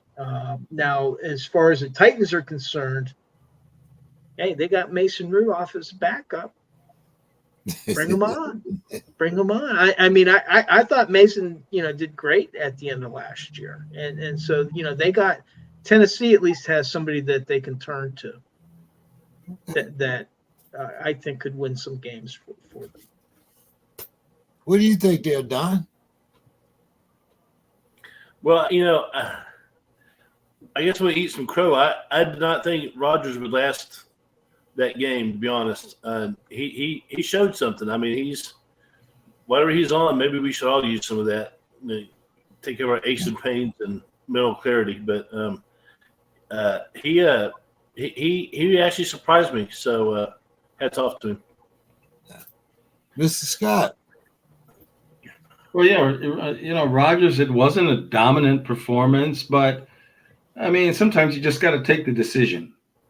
Sometimes, you're not going to get the knockout, and I think as long as he's upright and so far so good, I think, he's got this chance to be, to use that memory muscle and, be somewhat a reasonable facsimile of his old self. And if he can do that, I was encouraged by his performance, actually. Yeah, I think the fact that he stayed up, he wasn't hurt, he took some hits, seemed to show some interest in the game, some fire. So, yeah, sometimes you just got to take decisions. And so that's fine. They got the win, and they'll go on to the next one. And, they didn't look all bad. So, yeah. Okay. Mr. Scott, the Cardinals' rookie wide receiver, Marvin Harrison, he scored 2 TDs as the Cards had a 41-10 drubbing of the Rams. The tallest midget, he was 17 out of 21 attempts. He had 266 yards and 3 TDs. Mr. Scott, what you think about them Cardinals? Well, I tell you, the world's tallest midget, he looked great, and in a way, it's almost like because he's so small, he hides behind people. I can't see him. and he's very, very quick. And he's now that he's really healthy now, which he hasn't been for a while. And finally using Marvin Harrison. I mean, the first game they didn't. I don't think they threw to him. Maybe once or twice. So he's got a real weapon with Marvin Harrison Jr. And I think that Cardinals is going. They look like they're going to make some noise. I might have to stop calling them the world's tallest midget. I mean, because I think he's doing. He looked great. I mean, he looked faster than the other team. He looked very quick. He was able on those rollouts, those deep drops. His arm is there. So I'm keeping my eye on. The Cardinals. Dave, I have concerns about the Rams. How can you not cover Marvin Harrison? Everybody knew, he's the guy coming on. I mean, on his one catch, he was country wide open. He was 1 for 4 the week before. I mean, yeah, but he was country wide open. Nobody was near him. He catches the ball and goes 60 yards. He could have walked in 60 yards out. Country wide open. I got to remember. Yeah, that. I mean that was amazing to me. That particular play. But I got to say, I've kind of been down on Kyler Murray, but I think, like Anthony was saying, he stepped up to the plate. Hey, he was delivering the ball. Whether the guy was how wide open, he got the ball to him, and he took off because Marvin Harrison, he's a talented guy. And to me, I thought that defenses would make sure that that's the guy that they're not going to let hurt them. And the Rams did. So, I had more confidence in the Rams going into this game, and I come out of this game with a lot less confidence in them as a team. And Stafford, he was sacked 5 times in that game. Yeah. You got to protect your quarterback. Don, your thoughts? I think he went to get a drink. Did we miss Don? Yeah, I think he stepped away. He'll be right back. Okay. Let's move on here. Let's see. Who else was it? Oh, yeah. Mr. Scott, it seems that the Vikings defensive coordinator, he stifled the 49ers. The Vikings are 2-0, and they take over first place in the division. Mr. Scott, will the Vikings please stand up? I've been talking. We talked about the preseason, and you were talking about what we're gonna do with a quarterback here. Seems like, despite all of my doubts, it does seem that he is finding Jefferson. He is finding his targets. What's your assessment of those Vikings after 2 games, Mr. Scott? Well, Florida's defense, Sam Darnold is really, the guy's got experience. He was a top draft pick. He's been in the league. He was on San Francisco last year. He was their backup. Yeah. And, that 90-some yard pass to Jefferson, you talk about country,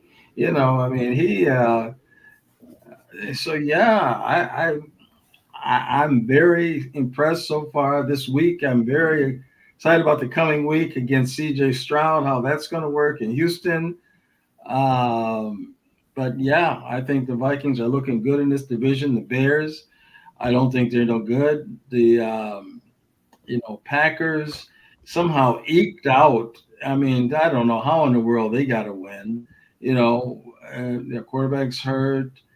And, and the Lions, I said that they had they overachieved last year. I kept trying to tell, there's a gentleman that's on the show every now and then that he continues to espouse the greatness of, Jared Goff. And I said, okay, well, the balloon is bursting. It's bursting. The knives are circling already in Detroit. And so the Vikings are looking very, very, very good. Running game with a backup running back Chandler and Aaron Jones, a two-pronged attack. I mean, I think this division is ours. I mean, I really do. I know it's early, and I'm not one to go on a limb, and I'm very confident about having a better record than the team in Pittsburgh. I'm willing to even up the ante on that. I mean, I'm even willing to just up it. So, yeah, I think that so yeah, my Vikings are looking very, very good. So you want to double down? Is that what you're saying? At least. Okay, all right. You got it. You heard it right here in public, everybody. We double down. Best record. Minnesota Vikings best record over. Best record. Yeah, the team that can't score points, can't score touchdowns, kicking field goals. Oh yeah, all day long. Okay, all right. But we did say best record. We didn't say most points scored. So, okay, all right. So, Dave, now that he's disparaged our Steelers, I'm going to kind of join him a little bit here, even though we are 2-0. But Dave, frustrated Broderick Jones, he gets benched, and he calls out the decisions after his benching. We got Najee Harris, who's talking about problems with the Steelers' offense after he only gained 66 yards this week and 88 last week. Dave, we got the offense has scored one touchdown in 2 weeks. Pathetic. It's pathetic. Dave, what's going on here? Well, I mean, we still talk about the Russell Wilson not being the starter yet. Justin Fields has a clause that kicks in if he has to play, if he starts 10 games. What's going on here, Dave? All right. Well, I'll try to get you off the ledge. First of all, with Russell Wilson, with his status, he was limited in practice today. So I doubt that he's going to be playing against the Chargers. The last 2 games, he's been the emergency quarterback. I imagine the same thing is going to happen at Pittsburgh's home opener. And really the question is do you go with a healthy Justin Fields or do you go with a under 100% Russell Wilson? And I think that where a lot of Pittsburgh fans would prefer to see Russell Wilson playing, they think that he could generate more offense. The caveat is a healthy Russell Wilson, and he doesn't have the mobility that Justin Fields has.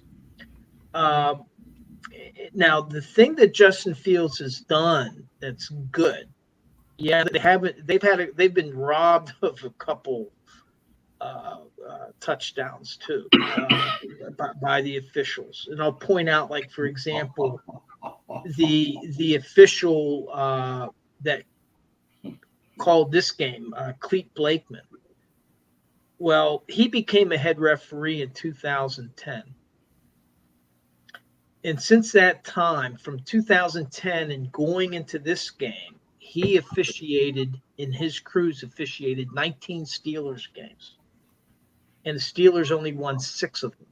They had a 31.2% winning rate when this guy was the head official. During that same period, from 2010 until today, or before the Broncos game, the Steelers were 142 wins, 83 losses, and 2 ties, with a winning percentage of 62.6% of their games. That's a huge disparity. They win 62% of their games overall, but when this guy refs, they only win 31%. Now, I'm not saying that there's a link. Maybe it's coincidental, but that's quite a disparity. And there's a 51-yard pass to George Pickens, and then there was also a Pickens touchdown where they called a pick play on Van Jefferson, and Gene Sterafor, former head referee, said he would have never called it. because he didn't initiate the contact. But that said, that aside, the most important thing about Justin Fields, what was he known for when he was in Chicago? What was the big crib on him? Turning the ball over. How many turnovers has he had in these first 2 games? 0. And that's what the Steelers are looking for. Arthur Smith has put like a very conservative offense around him, and he spread the ball around. That's one thing. And if Reggie was here, I'd like to hear his view. But 6 different players made first downs for the Steelers, and so they're spreading the ball around. Now about the and the defense dominated again. Denver only had 62 net yards in the first half, which is just incredible. That's passing and rushing, 62 yards. Now they let up a little bit in the second half. Now with Broderick Jones, he had actually lost his starting job before the game started. Troy Faltano started the game at right tackle. And for whatever reasons, they wanted to try a rotation. So Broderick Jones came in for a drive when they started on their 1 yard line. And he had 3 penalties in that same drive, including the 51-yard pass to Pickens that was nullified by his holding. And Tomlin yanked him out, sat him down. That was it. The plan was to have like a rotation going. But those penalties stuck a fork in that. And I think what Broderick Jones, his comments, they sounded bad, but basically what he was saying is, hey, if I'm not going to start, I should sit. In other words, he was saying the rotation wasn't going to work. And I think that a lot of offensive linemen would probably agree. I was never an offensive lineman, but it just seems to be the type of position where you don't want to be substituting players in and out because they work as a unit. But that's for Broderick Jones. He's a young guy. He's going to have to work on his technique and maybe get a chance to compete with Dan Moore for the starting left tackle job. Troy Faltano may be the rookie, may be the right tackle for the rest of the season. Now with Najee's venting, he was a captain for the Steelers before, and he's still a team leader. What he was venting about was the offense shooting themselves in the foot with the stupid penalties. And that was what his point was, is that we got to stop shooting ourselves in the foot. If we make ourselves 2nd and 12, well, then the running backs you can't run the plays that we wanted to run. And that's what the Steelers want to do, is that they want to run the ball. And that's where Najee that was the source of his frustration. So now, for the Steelers, they got the Chargers coming up. This is going to be a big test because the Chargers have actually given up less points than the Steelers, and they have this big running game. And Dobbins, he has toasted the Steelers before when he was with Ravens with his running attack. So this will be a big test. It'll be interesting to see. I just hope they avoid another embarrassment like last year at their home opener, and Pittsburgh steps up. But they're not going to win the game if the offense only puts 13 points on the board. They're going to have to open up the playbook a little bit. And they've purposely kept it constrained because they're trying to avoid Justin Fields turning the ball over. And they've been successful at that. Okay. But yeah, like you said, if you don't put 24 points on the board against the Chargers, you're not going to win. I don't see it. But anyway, that's field goals. They'll get some field goals. You can count on them. Yeah, but we got a field goal kicker. Yeah. But so this against the Chargers, we're going to kick 8 field goals now. I mean, or 10. I mean, Well, who was it? The Washington kicker had 7. yeah, but the how many Super Bowls does the Commanders have? Thank you. Okay, I mean, I'm a Steeler fan. Joe Gibbs, I'm a Steeler fan. I'm not a Commander fan. I don't care what the Commanders do. I want to know what we're going to do. Well, But anyway, they won their first 2 games. They did what they had to do in order to win. Yeah, but you're both concerned. You're both very concerned. You're very concerned by by inability to score points. You're very concerned about that. No touchdowns. You're very concerned. Yes. No, I just said that they're going to have to score more than 13 points in order to win. Yeah.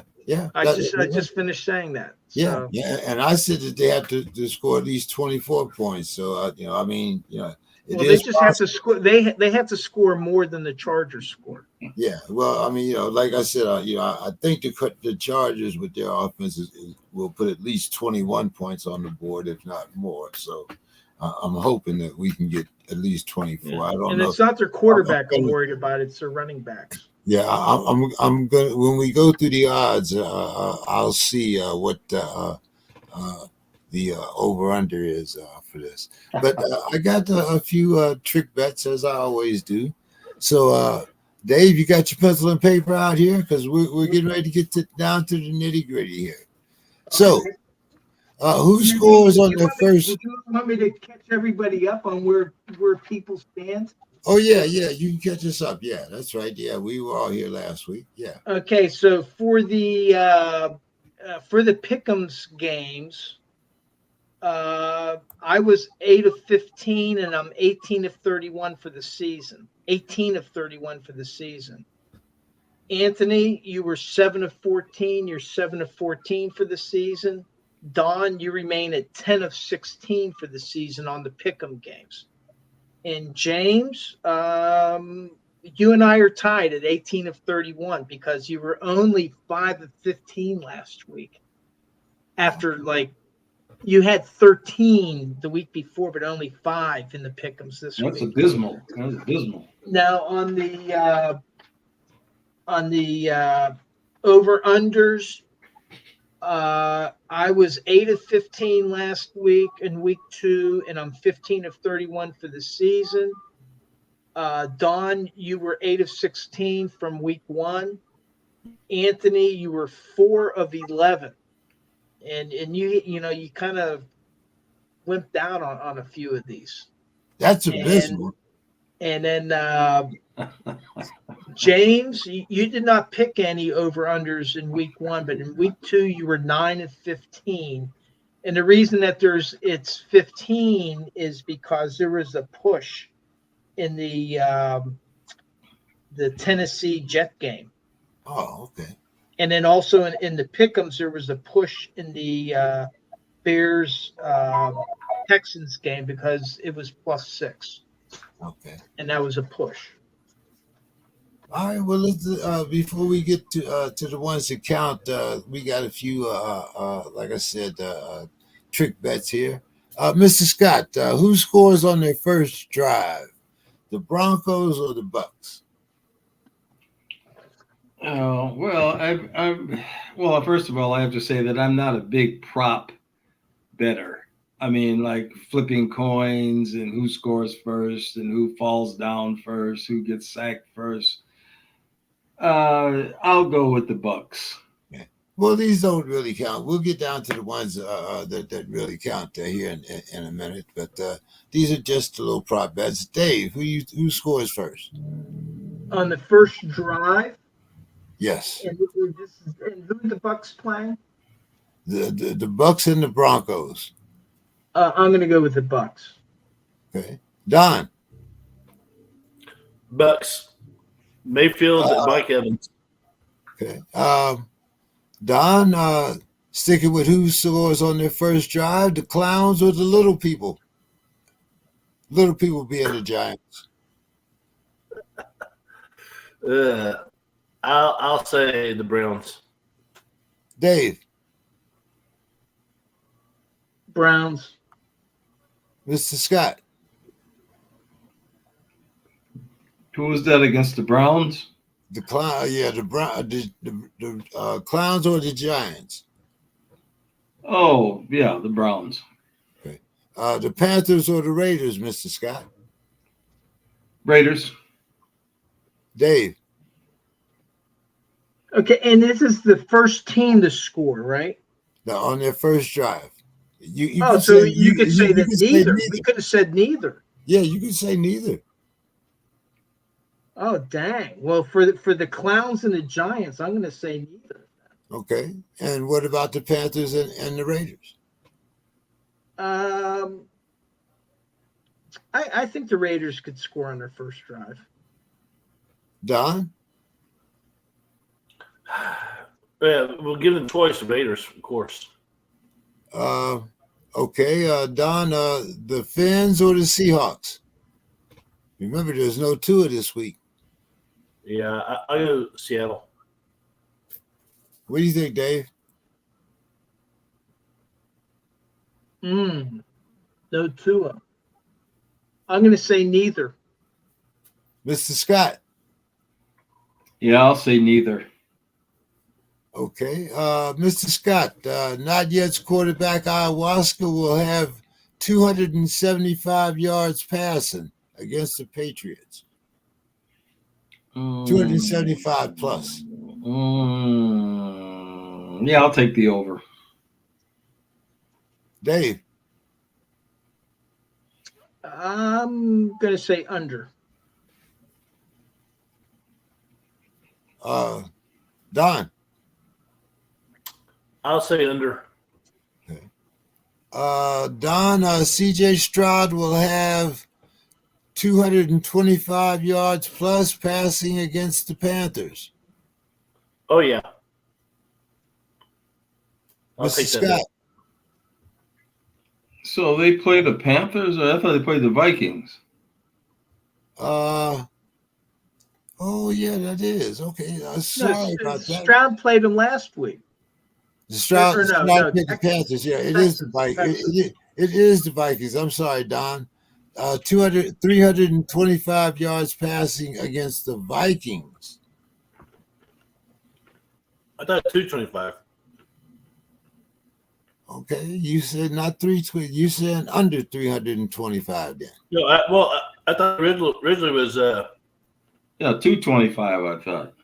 No, it's 325. It's CJ Stroud will have Oh, 300. no. He's not going to throw that much. No. No, not against this defense, no. Yeah, under. I'll say under. And you say under, of course, Mr. Scott, right? Oh, yeah, not against that defense, no. Okay. Who will have the most passing yards in this game? Jared Goff or the world's tallest midget, Mr. Scott? Oh, I've got to go with Kyler. I gotta go with Kyler Murray. Yeah, I think the Lions have just, they're going to implode. They were great last year. They reached a plateau, and that's, they'll come back to reality this year. What do you think, Don? I'll say yes. Against the Bears, yeah. No, this is Jared Goff or the world's tallest midget. Who's going to have the most passing yards? Lions, Cardinals. I'll go with Goff. What do you say, Dave? Yeah, I'm going to go with Goff too. That's 2-1. Okay.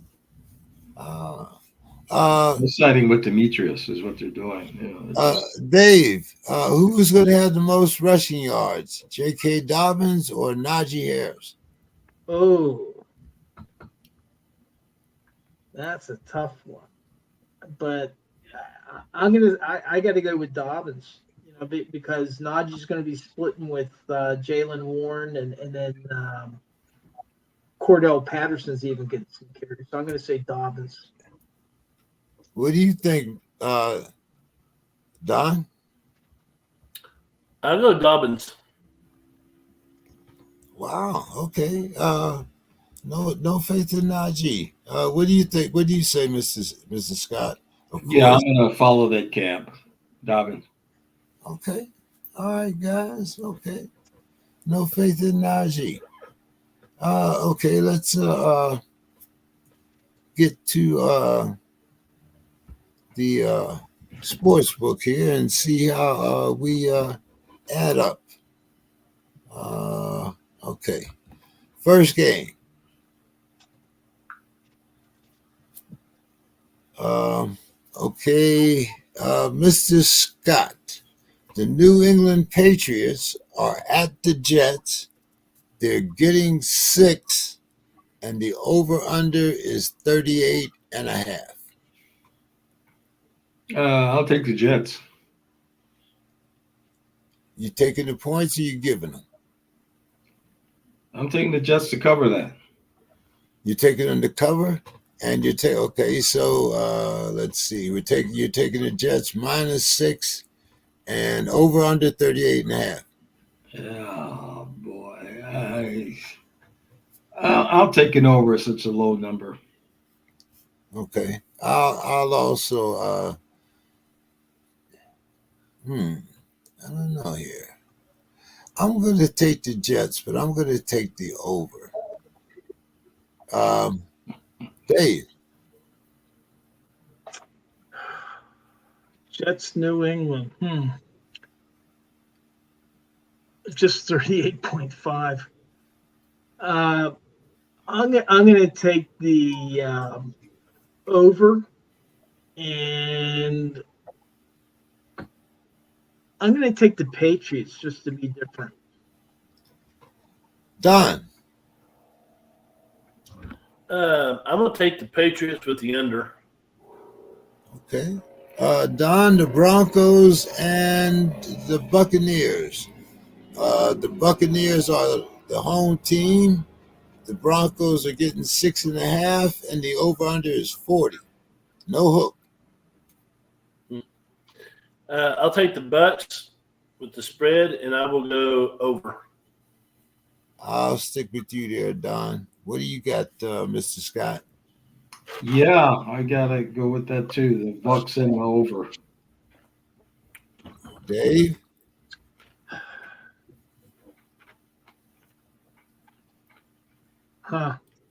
Yeah. I'm with you guys. Tampa Bay and the over. Dave, the Giants, the Clowns are playing the Little People. The Little People are visitors. The Clowns are giving them 6.5, and once again, that familiar number, 38.5.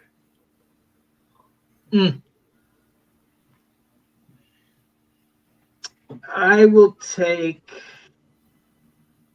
I hate to do it, but I'm going to take Cleveland, and they're -6.5. Yep, they're giving the Giants 6.5. And I'm going to do an under. I have no faith in the Giants, defense or offensively. As much as I hate to do it, I'm going to take the Clowns and the over. Mr. Scott, did I get you on that one? No, I'm going to take Cleveland, and I'm going to take the under. Okay. Don, did we get you on this one? Not yet. Okay, it's on you now. I'll take Cleveland. And what was the over-under? 38.5. I'll go over. Okay. Let's go on ass whipping. All right. Don, the Eagles are visiting the Saints. And the Saints are giving the Eagles 3. I'm going to take the Saints. Home field advantage. Okay. Give me the over-under. 49.5. I'll go Saints with the over. Yeah, I mean they didn't score 97 points in 2 games. I got to go the over. Now, who am I taking, the Eagles or the Saints? Considering that the way the Eagles played last week, and considering the Saints, the way the Saints played last week on the road, I'm going to have to take the Saints in the over. Dave, what do you got?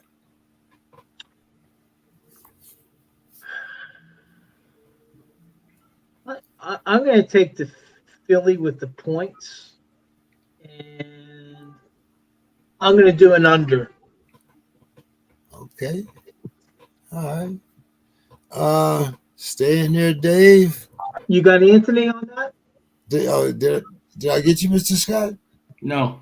Okay. Eagles and Saints. Eagles getting 3. Over under is 45 and 49 and a half. Yeah, I'll take Philly to rebound, and I think it'll be under. I mean, we'll see if this high flying circus can keep going. You know, there's no trapeze. You know, we'll see. You know, Philly should snap out of their doldrums here. You know, you got to realize that with no preseason and all this crazy stuff, these first few weeks are kind of crazy. So now they got to settle in to really start playing some football. So that's what I'm doing. Okay.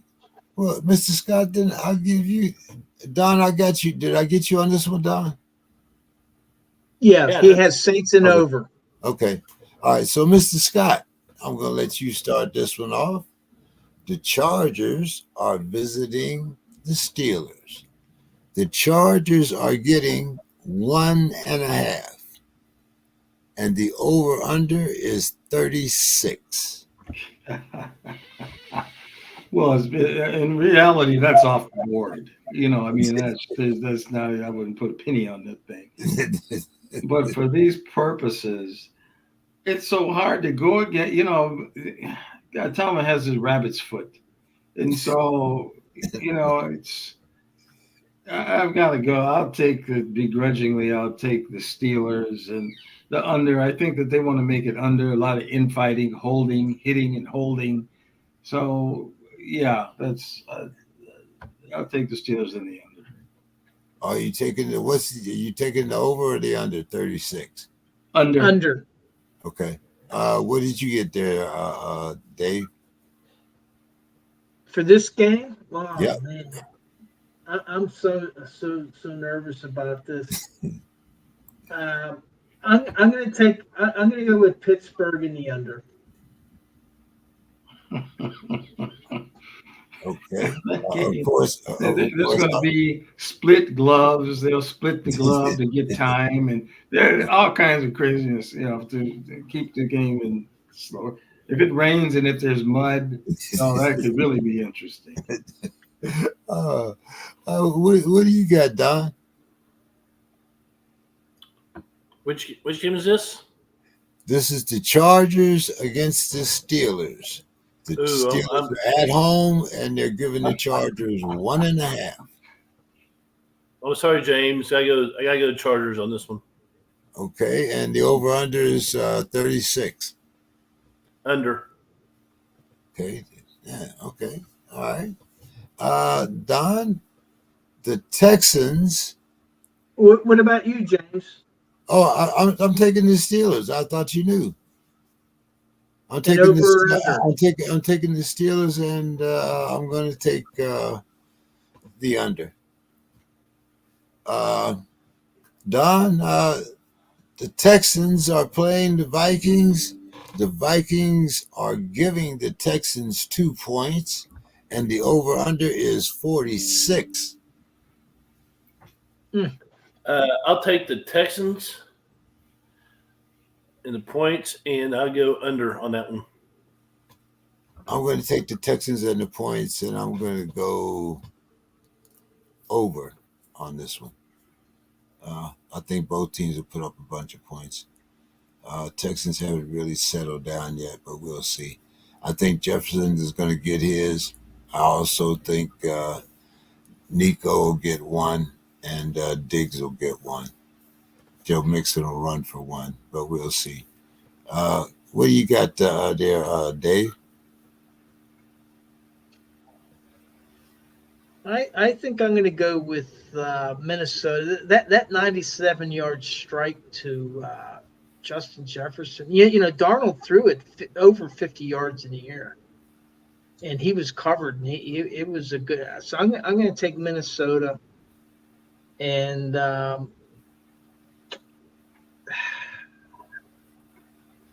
I'll take the over. Mr. Scott. Yeah, Well, Jefferson got a little dinged up in that game. There was something with his hip. I mean, that's kind of, I have to put a circle on this. But I'm going to take the Vikings, and I'm going to take the over. Okay.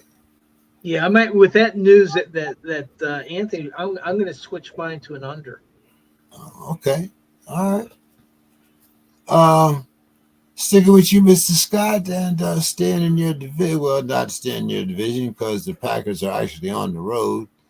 They're playing the Titans. The Titans are giving the Packers 2 points, Mr. Scott, and the over-under is 38. Well, that's another off the board game, in reality. But boy, Tennessee hasn't really showed me. I'm going to take the Packers, and I'm going to take the under. I'm going to take the Packers too, and I'm going to take the under. Dave. Well, if Jordan Love was trying to come back to practice, I heard, but if he doesn't play, and I don't know that he practiced today, so I'm going to take Tennessee. I'm still hoping they bring in Mason Rudolph. And what was the spread? Okay. What was the spread? 38. Yeah, but what was Tennessee getting? Tennessee was getting 2. No, actually, the Packers are +2. Tennessee's giving the Packers 2. Oh, so Tennessee's -2. Wow. Yes. Well, then I'm saying Tennessee's going to be. I mean, if Jordan Love plays, then I would have gone with Green Bay. I don't know what his status is. I'm going to take the under. I think I can beat Tennessee if I was back there. I'm taking the Packers regardless. I don't care. Yeah, I know. Levis hasn't shown me anything the last 2 weeks. Okay. What about Don? Don? Yes, Packers and Titans. I'm going to take the Titans. Whoa. Okay. With under. Okay. Well, just because I just don't know if Jordan Love is going to play or not. So if I knew for sure, I'd go Packers. But since I'm going to go Tennessee. All right, Don. The Bears are playing at the Colts. They're getting 1.5. And go Colts and the under. Colts and the under. And the under. Make that easy. Okay. I'm gonna take the Colts and the under also. Don, Dave, the Bears, Colts, Bears getting 1.5, over under is 43.5. Who's getting the 1.5? The Bears. Oh, I thought the Colts were giving points. Yeah, that's what I said. The Bears are getting 1.5. Oh, they're getting 1.5. Yes. Yeah, I still. I mean, Anthony Richardson, he's not even completing half his passes. But Indianapolis is a pretty good team. I'm going to take Chicago. I'm going with Chicago, and I'm going to do the under. Mr. And Scott. that's 38.5, right? No, that's 43.5. Yeah, I'm going to take the under. Mr. Scott, Bears, Colts. Yeah, I'll take the Bears in the under too. I don't think there'll be that many points. Okay. I got everybody on that game, right, Dave? Yes. Okay. Mr. Scott, Carolina getting 5 points from the Raiders. Over under is 40. There's some of these games have been so ridiculous where, so I'm going to take Carolina. And the 5 points? Yeah, I'm taking Carolina and the points, and then under. Okay. I will take the Raiders and the under. Let's see. Dave? I'm going to take the Raiders, but I'm going to go over. Don? I'm going to take the Raiders in the under. Okay. Everybody, Dave? Yes. Okay, Don. The Dolphins, with no Tua, are getting 4.5 points from the Seahawks, and the over-under is 41.5.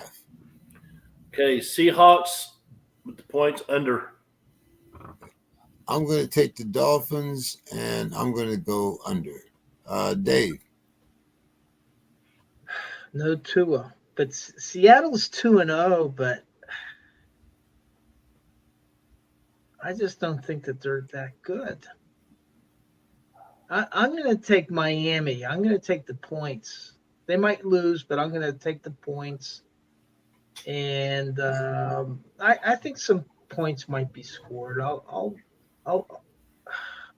do the over against my better judgment. Mr. Scott? Yeah, it's off the real board, but I'll take Miami in the over. Okay. Mr. Scott, the Rams at home, and they're giving 7 to the 49ers. Yeah, they've got to be favored, or they got to be plus getting 7. No, the Rams are +7. Yes. Yeah. The 49ers are playing the Rams. The Rams are a 7-point underdog, and the over/under is 44.5. Mr. Scott. Boy, Stafford look so bad. I guess I still think the 49ers are a quality team. I'll take them, and I'll take the under. I'm going to take the 49ers in the over. I think after what happened last week, they're going to put a beat down on the Rams. But what do you say, Don? I'm gonna Niners with the over. Dave? I'm going with the Niners in the over. Dave, the Lions are visiting the Cardinals. The Lions are a -3, and the over/under 51.5. Wow. Well, first I'm going to go over. That's a lot of points, and I'm going to go under. And Detroit is -3. Yep. But they're at home. No, the Cardinals are at home. They're on the Cardinals road. are at home. Yeah, Detroit's on the road. I'm going to go with Detroit.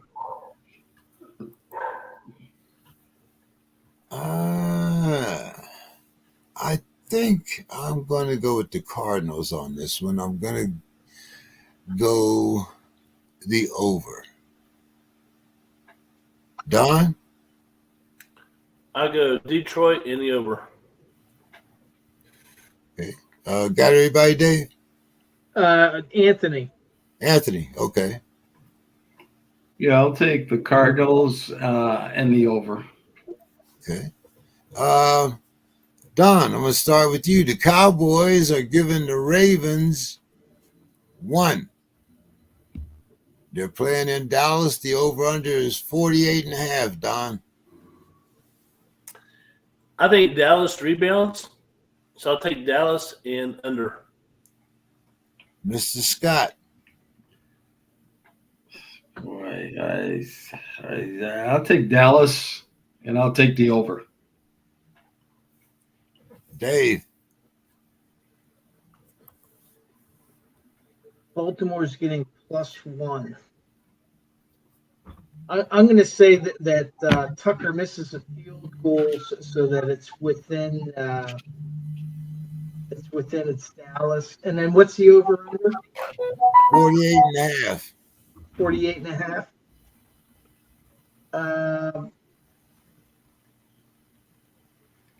I'll go over on that.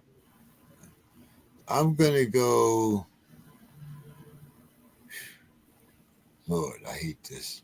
I don't like either team. I want to. Anyway, I'm going to take. I think the Redbirds have more problems than the Cowboys. I'm going to pick the Cowboys to bounce back at home, and I'm going to go the under for this one. Under. The next one, we got everybody there, right? Yes. Okay, start with you, Dave. Kansas City at Atlanta. The Chiefs are giving Atlanta 3.5. The over-under, Dave, is 46.5. Kansas City, I think, lost Pacheco. He's hurt. Yes, Pacheco is out. Pacheco's out 6 to 8 weeks. But they got Mahomes. They got other weapons. They got P. Ryan and they signed Hunt. Yeah, and Atlanta, I think, is strong. They've shown that they're strong, but I'm going to take Kansas City, and I'm going to go under. Okay, I'm going to take Kansas City and the under also. Don. I go Kansas City with the under. Mr. Scott. Boy, I'm gonna take Kansas City, but I'm gonna go with the over. Okay. We all got to get some Kansas City barbecue there. Yeah. I got some Kansas City barbecue sauce outside. I like it. I like that tang it's got. Mr. Scott, the Jaguars are visiting the Buffalo Bills. The Buffalo Bills are giving them 5 points, and the over/under is 45.5. That's the Monday night game. We got 2 Monday night games. That's one Monday night game. That's the first one. Oh. Well, I like Buffalo on the over. Okay, Don, who you got? I got Buffalo in the under. Dave? Yeah, Buffalo in the under. I got Buffalo on the over. And the second Monday night game, I wonder how this is going to work out. One game's at 4:30, the other one's at 5:15. So they must be on competing stations. Yeah, Jacksonville, Buffalo's on ESPN, and Commanders, Bengals is on ABC. Oh, okay. Let's. Did we get everybody for the Bills and the Jags? Yes. Okay. The Commanders are getting 7.5.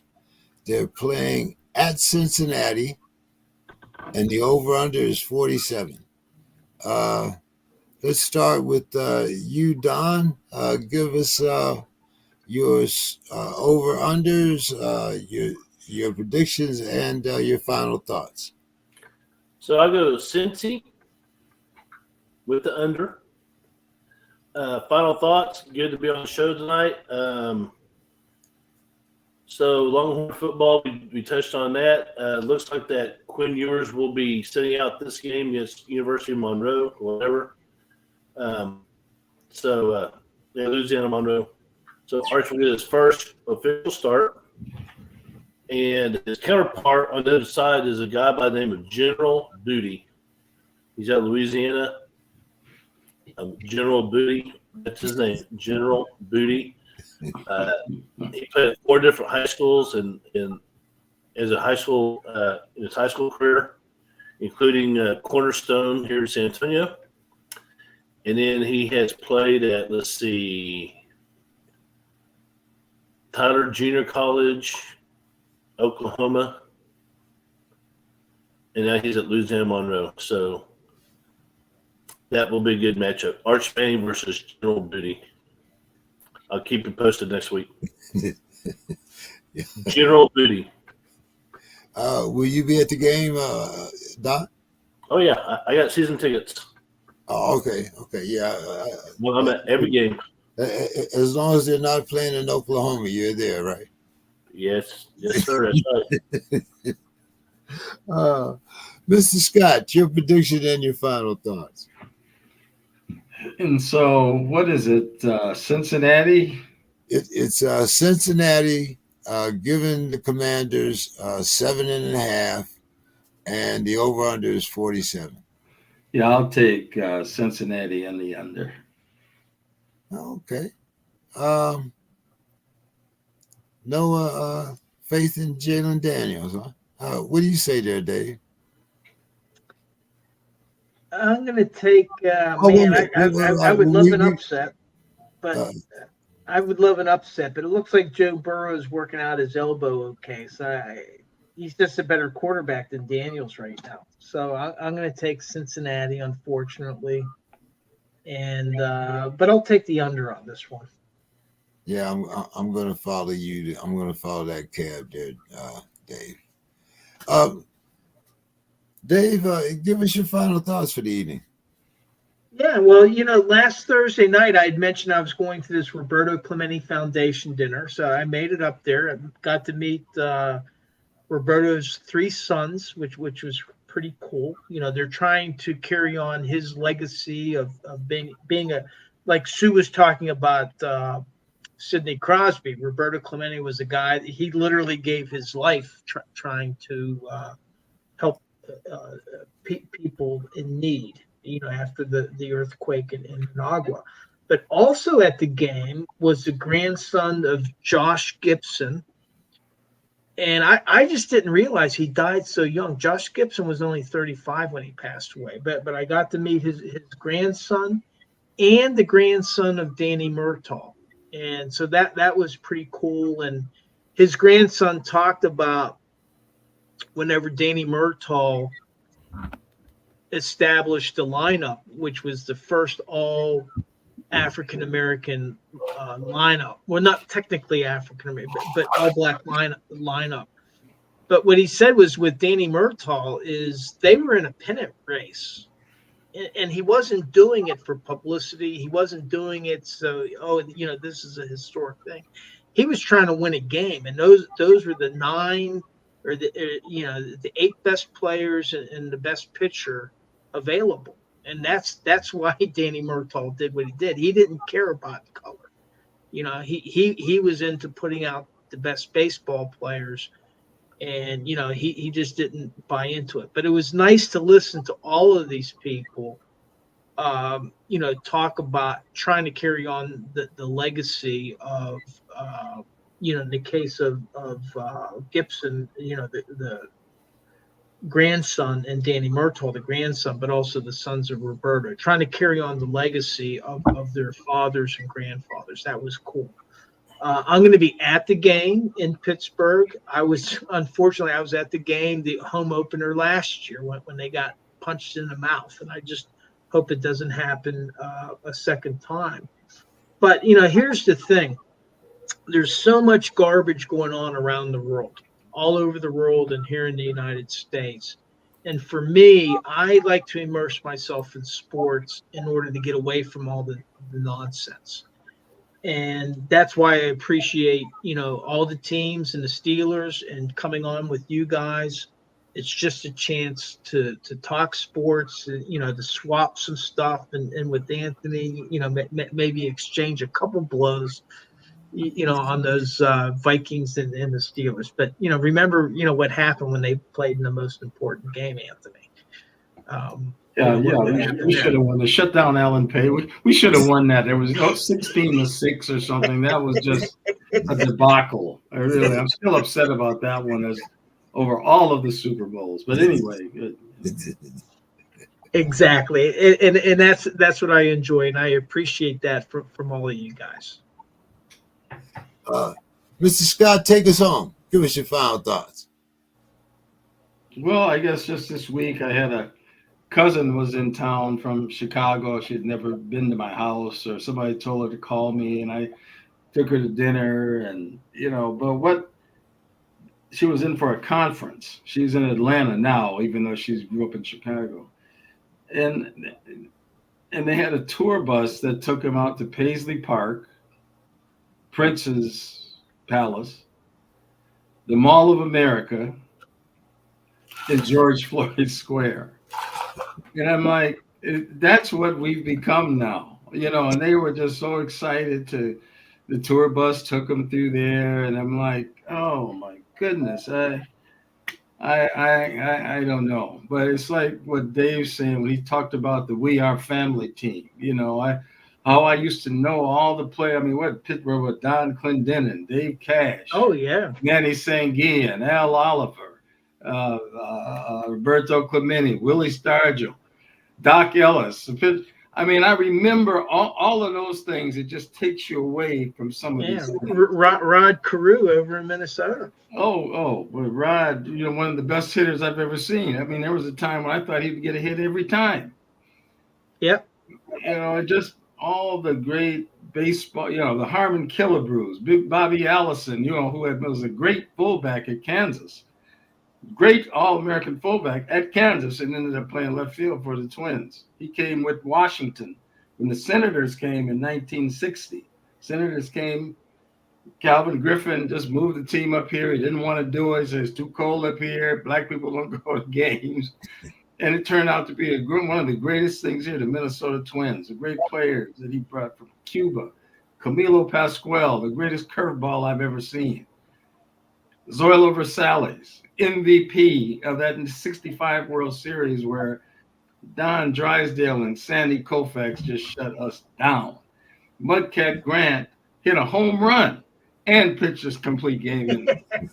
So those kind of things, is what, I try to remember and dwell on those things. And with the history that we do about the Twin Cities and the days when Willie Mays played up here at the Minneapolis Millers and Campy Campanera played at the St. Paul Saints, and Carl Yastrzemski was on the St. Paul. I mean, all these great, Ted Williams played for the Minneapolis Millers. Those things, they mean something to me. And by spreading this to the new people, I think they begin to see at least how I feel about it. So that's my final thought. Hey guys, well, hey, as usual, man, enjoyed talking with everybody. Glad we could get together and talk some sports. And I will see you all, God willing, next week.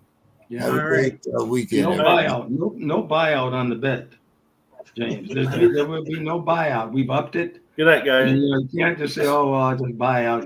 No buyouts. You've doubled up now. Yeah. All right, guys. I'll see you next week, and I'll still be talking trash. As you Take can care. See. All right. Have a good weekend, everyone.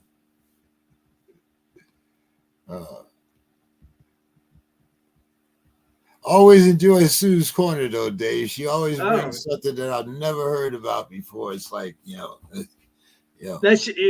She's actually more into sports than I am. I mean, for me, as soon as the Pittsburgh team is out, that season's over. But she follows right along, and she all sports. So she's as amazing as Bill. I mean, she comes up with some things that that we don't usually talk about on the sports crib. So, big shout out to Sue. I'll let her know. Thank you. All right. I'll see you guys next week.